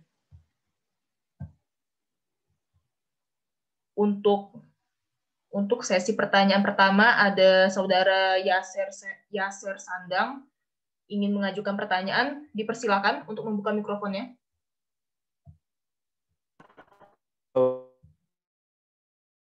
Menurut saya Sebelumnya saya mau mohon maaf karena tidak bisa on cam. Di sini perkenalkan, nama saya Sir Sanang dari Fakultas Ilmu Budaya dari BEM Kasrat FIB. Di sini saya ingin bertanya mengenai reformasi yang terjadi di masa sekarang. Jika menilik mengenai pelanggaran HAM sejak masa reformasi dimulai, kasus pelanggaran HAM mungkin sudah tidak se ekstrim ketika pada masa Orde Baru. Namun apakah hal tersebut sudah dapat dikatakan aman? Menurut saya tidak. Bahkan dengan label reformasi pun sampai sekarang kita masih bisa melihat berbagai kasus pelanggaran HAM yang melibatkan oknum-oknum elit yang menghalalkan segala cara demi menghasilkan harta yang berlimpah ataupun demi melenggangkan kekuasaannya dalam dunia politik ini. Beberapa contoh kasus tentang pelanggaran HAM yang terjadi di negeri ini adalah salah satunya adalah RUU Masyarakat Hukum Adat. Kemarin saya dan rekan-rekan dari Kasrat FIB sempat mengkaji tentang pengesahan RUU Masyarakat Hukum Adat. Di sini kita bisa melihat berbagai pelanggaran yang dilakukan oleh oknum elit yang menindas para masyarakat hukum adat. Mereka dengan seenaknya menyita lahan, menerobos semua hukum-hukum adat yang ada, dan menindas semua para masyarakat hukum adat. Di sini bahasa demokrasi di zaman Jokowi yang makin buruk. Ketika mereka melakukan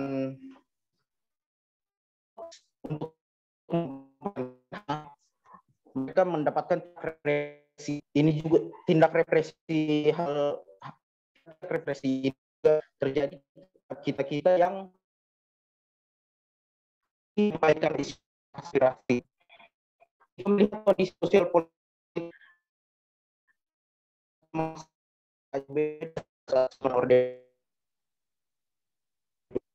Maaf, suaranya putus-putus. Mungkin bisa diulang. Maaf. Ya. Apakah sudah terdengar?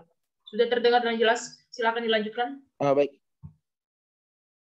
Kita melihat kondisi politik Indonesia yang karakter utamanya masih tak jauh berbeda daripada saat zaman Orde Baru. Apa sih yang harus kita lakukan dalam menghadapi hal tersebut? Apakah masih ada harapan kita bagi generasi kita untuk mengumandangkan reformasi yang sebenarnya? Baik, sekian pertanyaan dari saya. Wassalamualaikum warahmatullahi wabarakatuh. Terima kasih, saya kembalikan kepada moderator. Waalaikumsalam warahmatullahi wabarakatuh. Sebelumnya saya izin mengajukan kepada pemateri, apakah pertanyaannya sudah dapat dipahami dengan jelas? Apabila sudah dapat dipahami dengan jelas, maka saya perkenankan untuk Mas Khairul Anam sebagai pihak yang akan memberikan responsivitasnya pertama kali. Dipersilakan, Mas.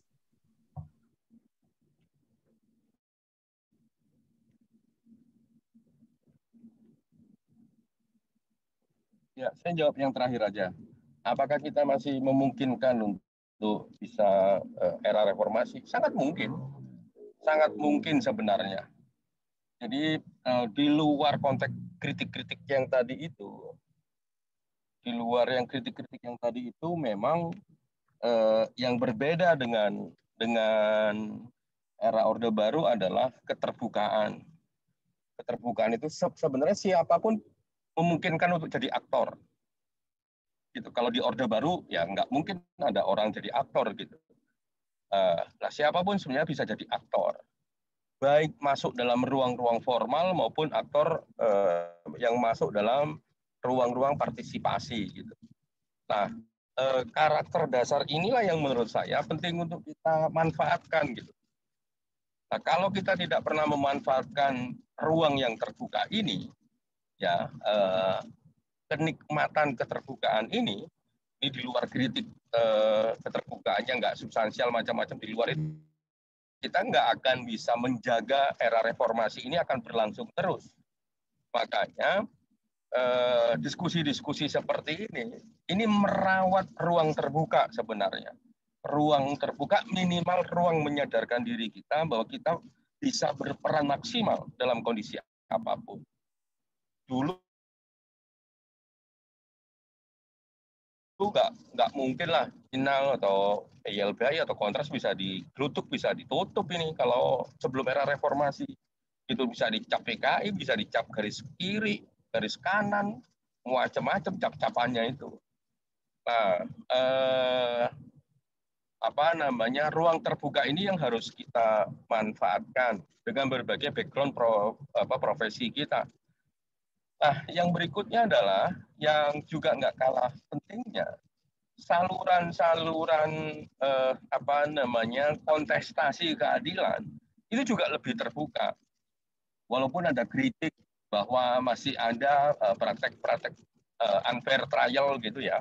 Tapi di beberapa titik fair trial itu masih berlangsung, gitu, masih berlangsung. Nah ini nggak kita bisa bayangkan kalau di zaman Orde Baru, gitu.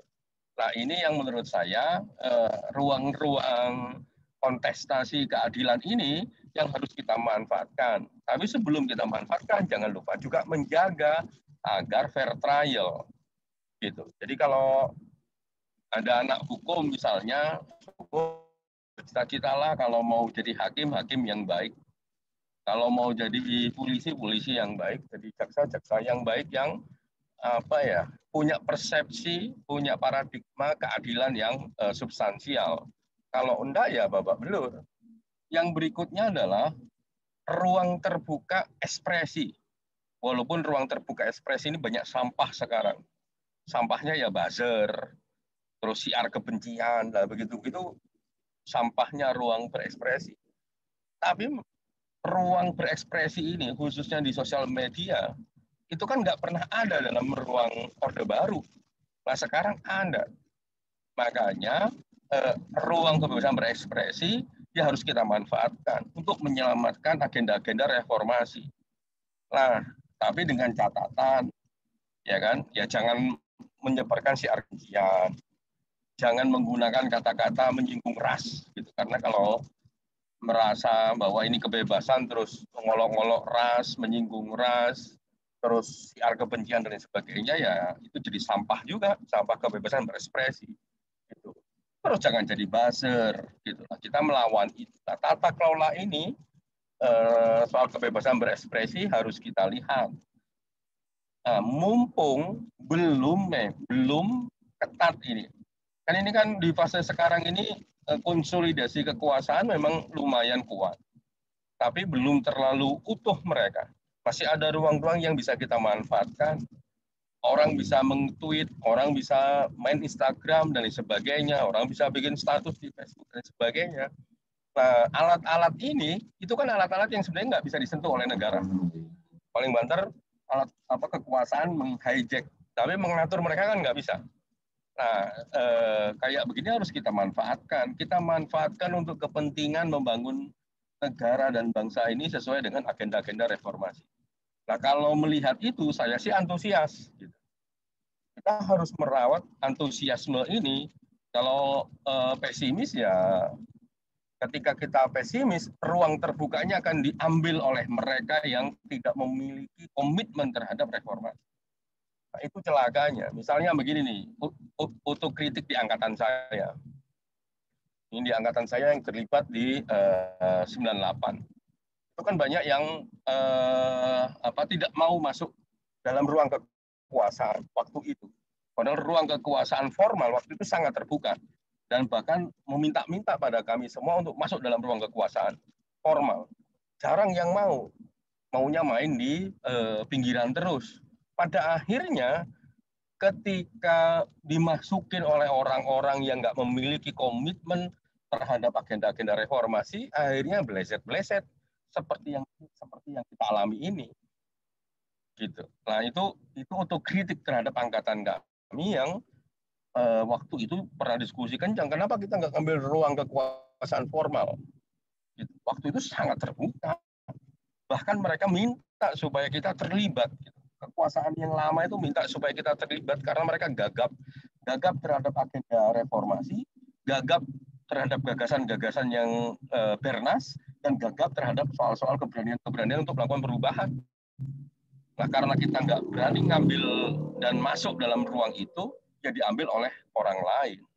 Nah, oleh karenanya saya mengingatkan ke teman-teman semua, khususnya teman-teman mahasiswa, ya pergunakan kesempatan dan ruang terbuka ini, ya kan, untuk memastikan bahwa agenda reformasi ada. Betul kita punya catatan kritis, iya, kita nggak boleh capek, apalagi pesimis terhadap kondisi yang kritis ini. Harusnya kondisi yang kritis ini menjadikan energi baru dan positif kita terus-menerus mau berupaya untuk berkontribusi kepada agenda reformasi untuk kepentingan kita semua. Gitu. Hal yang paling kecil misalnya begini. Kalau teman-teman nantinya di mahasiswa ini menjadi apapun, ya jangan mau korupsi, ya jangan mau nepotisme, ya jangan mau dikooptasi dan lain sebagainya. Tapi kalau udah mau mendaftar ini, mendaftar itu, ikut-ikutan nepotisme, ya nggak merapat ruang. Dan jangan takut-takut untuk hidup secara mandiri. Jadi ruang pesimisme itu menurut saya harus dijauhi. Ada adalah ruang optimisme. Kalau nggak ada ruang optimisme, ya ruang-ruang terbuka itu akan susah. Bahkan ini ya dalam konteks ekonomi nih, saat ini dengan dunia yang sangat terbuka, monopoli ekonomi itu agak susah. Bukan berarti nggak ada monopoli, monopoli tetap ada. Tapi orang terbebas dari monopoli memungkinkan. Nah, karena apa? Independensi dari dari individu-individu kreatif yang bisa menembus batas komunikasi dan interaksi ekonominya. Itu kan menarik gitu. Nah, kalau semangat kayak gitu untuk modalitas tata kelola ekonomi yang baik, saya kira kita akan menjadi negara yang besar, yang agenda-agenda reformasi, agenda-agenda hak asasi manusia akan mewujud. Itu saja. Saya mendorong untuk optimis. Terima kasih. Baik, terima kasih atas resiprokalnya dari Mas Khairul Anam. Bisa dilanjutkan kepada Mas Zainal Arifin untuk memberikan tanggapannya. Dipersilakan, Mas. Oke, terima kasih. Saya rasa ini ya pemaparan yang luar biasa di tangan nanti, dan saya setuju. Tapi ada beberapa hal yang menarik yang menurut saya menjadi penting untuk saya paparkan dalam data yang kemudian sudah dirangkum oleh YLBHI selama aksi reformasi di korupsi dan aksi Omnibus Law. Ini setidaknya ada banyak korban ya. Korban anak itu ada 324, korban meninggal ada 51, kemudian jumlah korban itu ada 6.128. Pelakunya memang dominan polisi, hampir 69%, ya, hampir 70%. Yang kemudian di korban meninggal ini setidaknya ini tidak ada informasi resmi, itu ada 44, kemudian luka tembak ada 6, kehabisan nafas karena gas air mata ada 1. Nah, ini setidaknya ada tren penangkapan secara sewenang-wenang ya, yaitu pada tahun 2019 pada aksi reformasi di korupsi itu ada 1.144, kemudian di aksi Omnibus Law ada 3.539. Nah, saya rasa ini menjadi satu tren atau satu data yang bisa mengindikasikan bagaimana kemudian konsolidasi kekuasaan yang saat ini dikuasai oleh oligarki politik sudah mulai menggunakan aparatur negara, dalam hal ini kepolisian, dan menghidupkan kembali militerisme yang kemudian dijalankan oleh polisi. Nah, ini menurut saya menjadi gambaran yang menarik untuk kita lihat bersama bagaimana kemudian kalau tadi ada pembagian fase ya, fase konsolidasi demokrasi sebagai fase pertama pada pasca reformasi, dan saat ini apakah kemudian pertanyaan menariknya adalah apakah ini menjadi fase berakhirnya reformasi ya, untuk kemudian memasuki era baru. Saya rasa menjadi menarik untuk kemudian mendiskusikan era apa ini. apakah era oligarki, kekuasaan oligarki, dan itu menjadi sangat penting saya rasa. Nah, memang kemudian tentu saja kalau melihat situasi saat ini, memang di 2014, 2019, bagaimana kemudian identitas politik semakin meningkat, akan tetapi kemudian situasi ini ya apa namanya oligarki mulai mengkonsolidasikan diri melalui mekanisme dan sistem politik kepartean yang memiliki satu kepentingan yang sama. Kalau kita melihat kemarin di film-film yang diproduksi oleh kawan-kawan Watchdog misalkan, atau kemudian rilis-rilis yang sudah disampaikan oleh kawan-kawan dari jaringan masyarakat sipil, ada Jatam, YLBHI, Walhi, dan sebagainya, bagaimana semua aktor yang ada di beberapa partai yang sekarang ini berkuasa, ini memiliki kepentingan-kepentingan terhadap sumber daya alam yang ada di Indonesia. Nah, saya rasa ini menjadi satu fenomena yang sebenarnya kita mengembalikan kita flashback pada ingatan masa lalu kita terhadap bagaimana ketika rezim Orde Baru itu dibangun.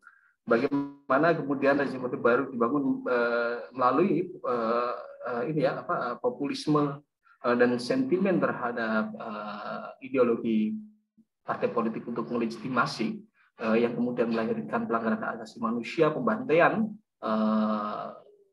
secara besar-besaran dengan pelabelan dan stigma PKI yang kemudian selalu dirawat sampai saat ini, ya. Dan kemudian dijadikan alat untuk mematikan perjuangan-perjuangan masyarakat, orang yang mempertahankan tanahnya, orang yang berjuang terhadap ini hak atas lingkungan hidup, ruang hidupnya dilabeli PKI gitu ya. Saat ini saya kira hampir sama. Artinya sebenarnya populisme politik dengan menggunakan narasi-narasi sentimen terhadap kelompok itu juga menjadi tren saat ini yang digunakan, polanya hampir sama dengan metode yang saya kira cukup kekinian dengan menggunakan media sosial dan sebagainya, serangan terhadap individu dan sebagainya. Orang yang sekarang berbicara mengenai KPK itu kemudian diidentifikasikan atau di-labeling dengan kadrun dan sebagainya. Nah, saya rasa ini menjadi catatan yang saya rasa menjadi sangat penting. Bahkan kemudian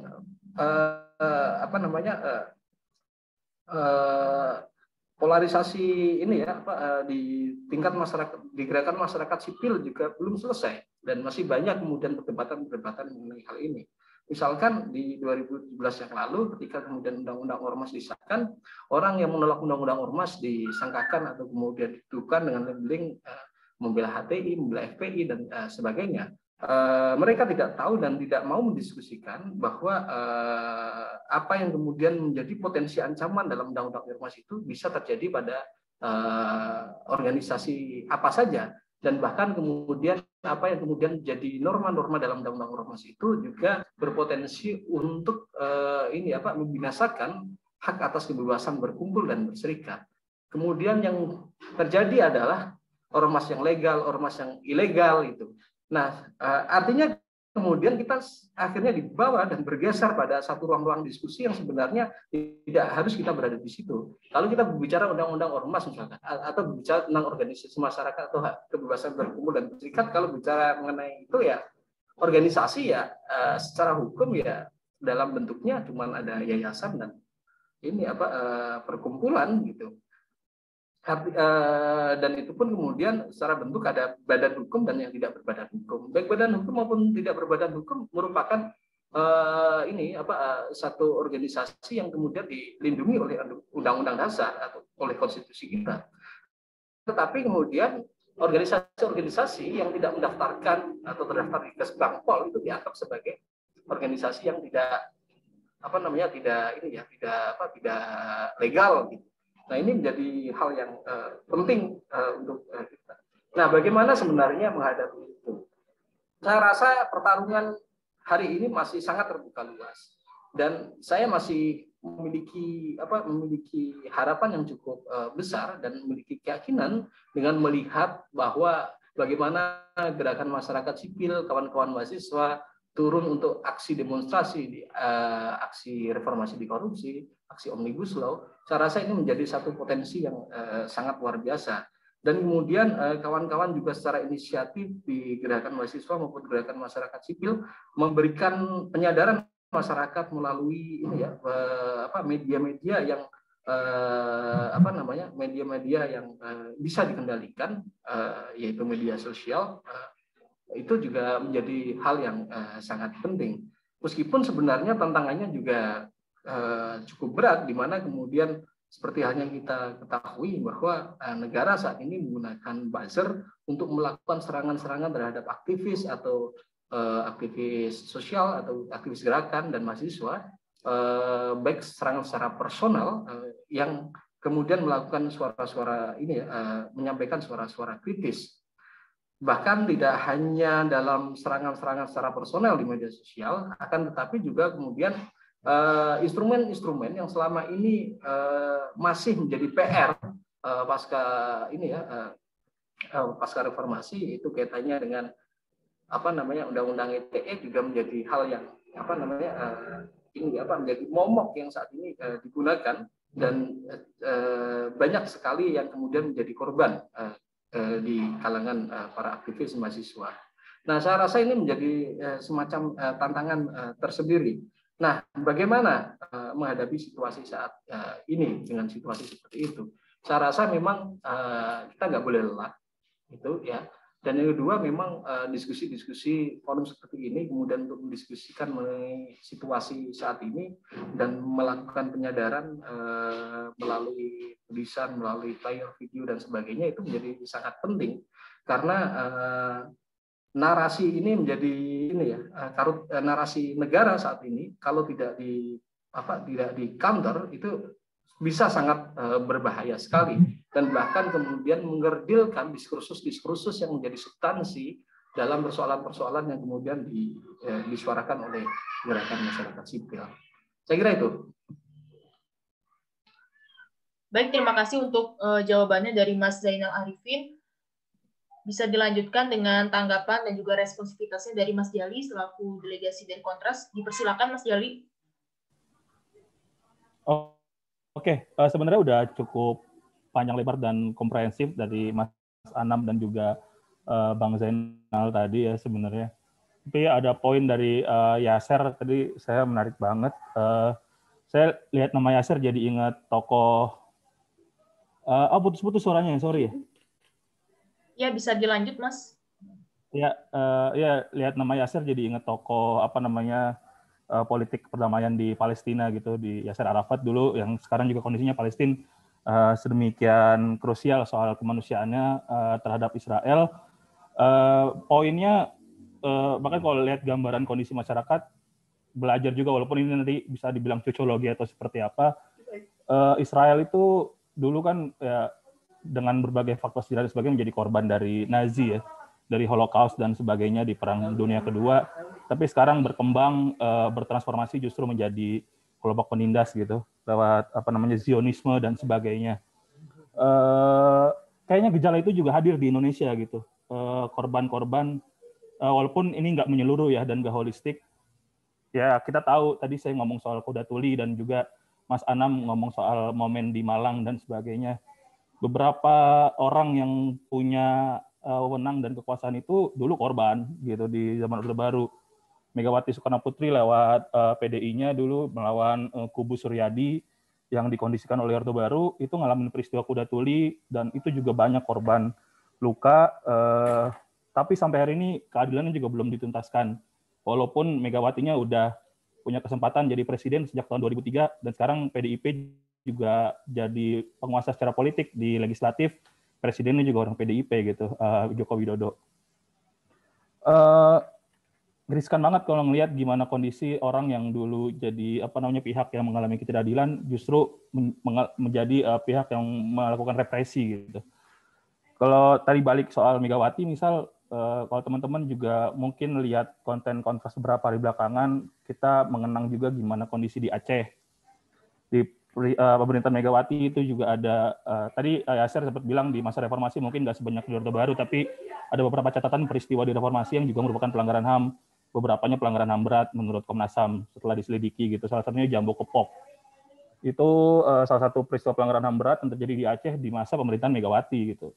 Bahkan kalau ngelihat kroniknya itu setidaknya ada 16 korban tewas dan 12-nya dibakar oleh ABRI gitu. Oleh TNI sih, udah berubah dari ABRI jadi TNI lewat reformasi di tubuh militer ya.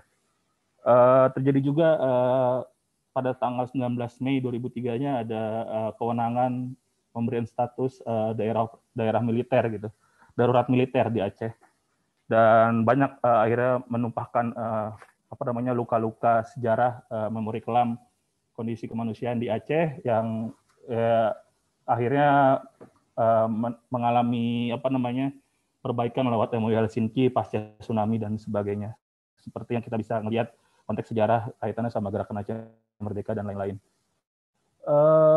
Kalau tadi akhirnya teman Yaser tadi bertanya soal gimana kita ngelihat kondisi masyarakat, apakah masih bisa diharapkan? Tentu tadi udah jelas dijelaskan oleh Bang Zainal Arifin dan juga Mas Anam. Gejala-gejalanya, atensinya serta partisipasi dari publik itu sangat menguat sebenarnya. Saya nggak tahu, mungkin perlu ada statement sejarah dari pelaku lapangan langsung. Kalau ngelihat dari skala kuantitas jumlah massa yang hadir di di momentum reformasi di korupsi dan Omnibus Law itu, kalau dibandingkan sama reformasi di 98 dulu seperti apa gitu. Kalau teman-teman yang jadi pelaku sejarahnya di reformasi di korupsi dan ditolak Omnibus Law bisa ngelihat gimana riuh ramainya DPR RI dan beberapa pusat-pusat pemerintahan daerah gitu, termasuk di Malang. Saya juga ngelihat beberapa dokumentasinya, termasuk dokumentasi kekerasan aparatnya gitu. Itu satu pertanda yang bisa dibilang cukup menggembirakan sebenarnya, karena gejala globalnya juga seperti itu ya. Kalau teman-teman ngikutin juga ada gerakan Umbrella Revolution di Hong Kong, kemudian juga Black Lives Matter di Amerika Serikat dan di Thailand juga gitu, serta Myanmar, karena emang rezim kekerasannya juga terus terjadi nggak hanya di Indonesia tapi dalam skala global juga gitu. Dan ada contoh bagusnya sebenarnya, best practice gimana masyarakat yang menjadi korban ketertindasan itu bisa bertransformasi menjadi pihak-pihak yang tadi kalau menurut Mas Khairul Anam, pihak yang bisa memanfaatkan atau mengisi ruang-ruang baik secara formal ataupun secara partisipasi. Secara formal ya raih kekuasaan gitu di berbagai contoh dan berbagai ruang yang tersedia. Kan ada pemisahan kekuasaan dan sebagainya, dan itu pernah terjadi di Argentina gitu, yang dulu juga mengalami rezim junta militer yang begitu represif, puluhan ribu orang dihilangkan, dan akhirnya dengan keteguhan serta berbagai semangat juang, akhirnya berkesempatan untuk memenuhi ruang-ruang kekuasaan di eksekutif dan sebagainya gitu-gitu. Argentina juga jadi satu model sebenarnya dari beberapa pihak di Indonesia. Seperti kalau teman-teman tahu juga, akhirnya kan ada gerakan-gerakan untuk melawan impunitas atau kekebalan hukum orang-orang yang terlibat dalam pelanggaran HAM berat. Ada aksi Kamisan, dan ya menarik melihat bagaimana dalam kurun waktu beberapa tahun belakangan Kamisan tumbuh subur di beberapa kota gitu, dengan fluktuasinya dan dinamikanya, dan entah secara langsung atau tidak itu juga terindikasi dengan cukup masifnya gerakan di beberapa wilayah gitu. Misal di Kalimantan Timur itu yang range beberapa aksi soal Omnibus Law dan juga reformasi di korupsi bersama teman-teman Jatam Kaltim, itu juga beberapa individu yang terlibat di Kamisan Kaltim. Kemudian juga di Bandung yang emang akhirnya Kamisan mungkin kalau teman-teman cek atau teman-teman rasa nggak memberikan dampak secara langsung, begitu aksi terus tuntutannya dikabulkan, itu yang bikin miris. Tapi kalau melihat dampak tidak langsungnya menjadi ruang edukasi dan ruang konsolidasi, itu terbukti di beberapa momentum belakangan seperti itu. Dan entah ini sesuatu fakta atau fenomena yang baik atau seperti apa, di Argentina itu perjuangannya berlangsung kurang lebih 30 tahun lebih gitu. Sedangkan kalau kita ngitung Kamisan atau reformasi, ya Kamisan sejak 2007, di 2021 ini 14 tahun, reformasi baru 23 tahun, sehingga ada perubahan besar-besaran di Argentina itu butuh 30 tahun. Apakah di Indonesia butuh waktu selama itu? apa tidak, ya kita sendiri yang bisa ngejawabnya gitu. Orang-orang yang concern dan peduli dengan konteks sosial politik dan keberlangsungan hidup masyarakat. Dan ya kalau Mas Khairul Anam dari tahun 90-an sampai hari ini masih terus konsisten berdiri dan memperjuangkan keadilan serta hak asasi manusia, rasanya itu jadi satu bukti dan contoh menarik juga gitu bagi setiap kita untuk bisa terus konsisten berdiri dan memperjuangkan serta menularkan semangat-semangat optimisme dan terus merawat apa yang ingin kita capai gitu lewat progres, walaupun nggak bisa berlangsung secara masif dan mengubah dengan jentikan jari layaknya Thanos menghilangkan setengah populasi di dunia di film Avengers, tapi perlahan-lahan itu bisa kita capai gitu. Yang penting terus punya satu visi yang akhirnya kita capai bersama-sama, entah lewat metode dan bentuknya apa, karena tadi Bang Zainal Arifin juga sangat jelas menunjukkan bahwa elit-elit partai itu adalah emang elit-elit yang sudah begitu menggurita gitu di daerah dan sebagainya. Ada satu partai baru yang mengklaim bahwa perubahan dan sebagainya, tapi kita tahu bahkan penyandang dananya juga terlibat dalam proyek-proyek pembangunan di reklamasi Jakarta dan sebagainya gitu-gitu, sehingga sulit diharapkan. Walaupun saya juga mengamini apa yang dinyatakan oleh Mas Anam bahwa ruangnya terbuka, salah satunya ruang partisipasi di politik secara elit lewat bentuk partai dan sebagainya.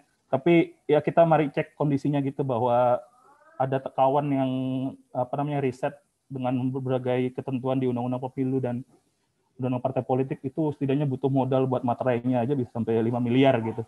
Bisa kita capai kalau emang kita pengen dan kita bisa patungan gitu. Tapi akhirnya kita jadi sering refleksi bolak-balik apakah perlu atau tidak. Takutnya setelah masuk ke dalam sistem jadi gimana gitu-gitu, itu terus bergulir dinamika-dinamika dan diskursus soal itu. Terus juga gimana ruang di media sosial, tadi Mas Anam juga menggambarkan itu jadi diferensiasi yang nyata dari Orde Baru ke dunia hari ini, karena dulu belum ada teknologinya, media sosial dan sebagainya. Dan kemewahan itu atau kebebasan itu menjadi kemewahan dan privilege orang-orang yang ingin bersuara hari ini. Tapi kita bisa lihat juga gimana akhirnya dari tadi Mas Anam dan Bang Zainal juga udah bilang bahwa ya cap, label, kemudian serangan balik itu juga banyak menanti kita gitu, teror dan sebagainya. Kemarin belakangan teman-teman ICW dan pegiat anti korupsi yang ngomongin soal tes wawasan kebangsaan juga mengalaminya, Raffio Patra tahun lalu juga ngalamin, dan berbagai contoh itu benar-benar kerasa gitu. Virtual police misalkan, Kontras buka posko juga beberapa saat lalu, dan ada banyak temuan-temuan konyol yang akhirnya mengalami represi di ruang virtual juga gitu oleh polisi virtual. Sehingga emang ya tapi terus harus kita manfaatkan sih. Itu juga akhirnya Kontras terus coba isi, dan kita selalu takjub melihat gimana orang masih terus mau vokal ngomongin hal-hal yang perlu dikritisi dan lain-lain gitu-gitu. Dan emang perlu ada konsolidasi secara masif dan besar-besaran sebenarnya di tubuh masyarakat sipil, baik di lembaga-lembaga masyarakat sipilnya yang udah terinstitusi secara formal gitu lewat bentuk yayasan atau perkumpulan seperti yang Bang Zainal sampaikan, atau dalam ruang-ruang kolektif sebenarnya yang muncul dengan begitu masif dan berjamuran gitu-gitu. Walaupun akhirnya itu udah ditangkal dengan cukup sistematis sama kepolisian lewat ada cap baru kan, jadi satu musuh atau hantu yang diciptakan oleh negara hari ini gitu, yakni cap anarko gitu. Tapi selama teman-teman punya dasar dan landasan yang kuat untuk bisa terus bersuara, jangan takut. Ya kita bisa terus bersolidaritas untuk terus menyuarakan perbaikan gitu. Mungkin bisa jadi secara individu urusan kita udah selesai gitu, kita bisa kuliah dengan layak, kita bisa makan dengan cukup enak, dengan menu yang sempurna, cukup secara gizi dan sebagainya. Tapi kita bisa mengukur juga gimana kondisi kita sebagai bangsa dan negara gitu, dengan beban ratusan juta warga, dan itu adalah tugas mereka gitu, tugas negara yang memungut pajak dan penghasilan dari kita. Mereka digaji dengan pungutan dari apa yang kita keluarkan gitu-gitu, dan jadi kita pengen sejahtera dan apa-apa yang diucapkan di Pancasila itu terwujud bagi kita semua gitu, si ratusan juta orang yang hidup bersama di wilayah bernama Indonesia ini gitu. Itu aja sih paling. Terima kasih. Oke, terima kasih. Karena waktu juga sudah menunjukkan pukul 15.05 waktu Indonesia Barat. Sebelum saya menutup agenda diskusi pada hari ini, apakah ada lagi yang ingin menginterpolasi pertanyaan kepada para pemateri?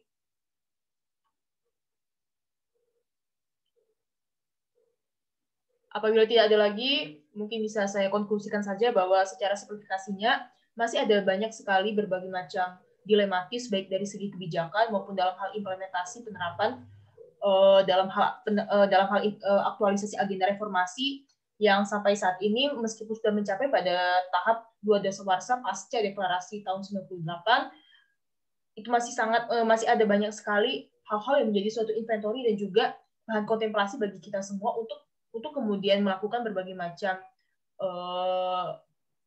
diversifikasi gagasan maupun juga berbagai macam aktualisasi penerapan dan juga secara manuver gerakan-gerakan yang bersifat konkret untuk bagaimana kemudian merekonstruksi permasalahan-permasalahan yang terjadi di Indonesia saat ini demi memenuhi dan juga merestorasi kembali apa yang menjadi amanah dan juga esensi dari adanya reformasi tahun 98 yang tidak hanya sebatas pada suatu momentual selebrasi belaka, tetapi juga bagaimana kita memaknai hal tersebut yang kemudian akan direalisasikan dalam berbagai macam aspek kehidupan bermasyarakat dan juga bernegara.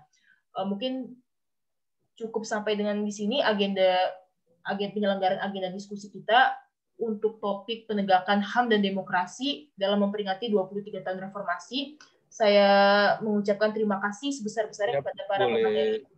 Boleh minta 1 menit aja. Silakan Mas. 3 menit. Ya, dipersilakan Lupa Mas. saya. Silakan Mas. Sebagai orang Komnas HAM kalau nggak ngomong ini dosa saya. Salah satu catatan tebal bagi Komnas HAM agenda reformasi adalah kegagalan menuntaskan pelanggaran HAM yang berat. Itu gagal total itu. Rapotnya merah tebal. Padahal pelanggaran HAM yang berat itu pilar utama dalam konteks era reformasi. Kenapa menjadi pilar utama? Karena wajah pelanggaran HAM adalah wajah konsolidasi kekuasaan koersif, kekuasaan koruptif, dan penggunaan semua kebijakan negara untuk menghantui masyarakatnya sendiri. Nah, itu wajah dari pelanggaran HAM yang berat. Nah, saat ini aktor-aktor pelanggaran HAM yang berat ternyata juga masih berkelindan di kekuasaan. Sehingga salah satunya kenapa era reformasi tidak berjalan dengan semestinya, karena salah satunya adalah aktor-aktor pelaku pelanggaran HAM yang berat itu masih berkelindan di kekuasaan. Nah, kalau masih terjadi seperti itu, ya repot. Makanya menyelesaikan pelanggaran HAM yang berat itu menuju inti dari konsolidasi kekuasaan yang koersif. Jadi koreksi terhadap kekuasaan yang koersif bisa kita lakukan dengan cara menyelesaikan pelanggaran HAM yang berat di masa lalu. Kalau itu bisa kita selesaikan, langkah-langkahnya akan baik. Nah, celakanya posisinya pelanggaran yang berat, ya mandek. Rapotnya merah. Terima kasih. Baik, terima kasih untuk closing statement-nya dari Mas Hoirul Anam. Mungkin dari Mas Jali atau Mas Zainal Arifin juga ingin menambahkan closing statement. Dipersilakan. Iya, nambahkan aja sebenarnya benar banget soal bentuk-bentuk baik itu aktor individu ataupun bentuk kejadian fenomena peristiwa Orde Baru itu terus berkelindan atau masih eksis di pemerintahan hari ini. Ya tadi saya udah sebut dulu ada orang-orang yang memiliki jabatan di militer juga memiliki kekerabatan yang sangat erat sama Presiden Soeharto dan Orde Baru. Hari ini juga masih eksis, bahkan jadi menteri. Dan setelah jadi menteri juga ngajak timnya yang dulu nyulik orang atas nama Tim Mawar juga gabung ke dalam eselonnya gitu. Bentuk-bentuk peristiwa atau bentuk-bentuk fenomena dan kebijakannya juga dipakai. Kalau Presiden Filipina pernah menyanjung Soeharto gitu Orde Baru, karena si Duterte menyanjung Soeharto lewat mekanisme extrajudicial killing atau Petrus, penembakan misterius. Dan akhirnya mekanisme itu dipakai juga oleh Jokowi gitu dengan meniru Filipina dalam rangka war on drugs. Itu kita bisa lihat gimana akhirnya bentuk-bentuk kejahatan kemanusiaan yang terjadi di Indonesia itu justru terus langgeng gitu. Dan kita bisa melihat gimana extrajudicial killing masih begitu eksis sampai hari ini. Bahkan beberapa contoh lain seperti misalkan yang pernah terjadi di tragedi Semanggi 1, yakni Pam Swakarsa, itu juga dilanggengkan lagi gitu di hari ini dengan Perpol 4 tahun 2020 nih dikeluarkan oleh Kapolri Idam Aziz yang kalau kita lihat Satpam sekarang seragamnya sama-sama kayak polisi, walaupun itu saya sih takutnya nanti ada ini aja bentuk keberulangan. Sebenarnya itu tanggung jawab negara untuk menghindari itu gitu. Jadi mari terus rawat ingatan dan melawan lupa untuk era bisa menyajikan kehidupan yang menunjukkan ya pentingnya kemanusiaan bagi kita semua gitu. Terima kasih buat kesempatan. Sampai ketemu di lain kesempatan teman-teman Universitas Brawijaya. Baik, terima kasih untuk closing statement-nya. Sekali lagi saya ucapkan salam hormat dan juga terima kasih banyak kepada para pemateri yang telah mengalokasikan waktunya untuk menyampaikan pemaparan-pemaparan yang sangat luar biasa guna sebagai komplementer untuk pemahaman dan juga paradigma berpikir kita dalam memandang reformasi ini. Dan saya juga mengucapkan terima kasih kepada teman-teman partisipan yang telah bergabung pada siang hari ini. Semoga afinitas perjuangannya tidak pernah mengalami suatu degradasi atau atas rasionalitas dan kausa apapun demi memperjuangkan keadilan dan juga kemaslahatan bagi seluruh elemen masyarakat Indonesia. Saya Tarishaldi Sabira sebagai moderator pada siang hari ini izin pamit undur diri. Wassalamualaikum warahmatullahi wabarakatuh.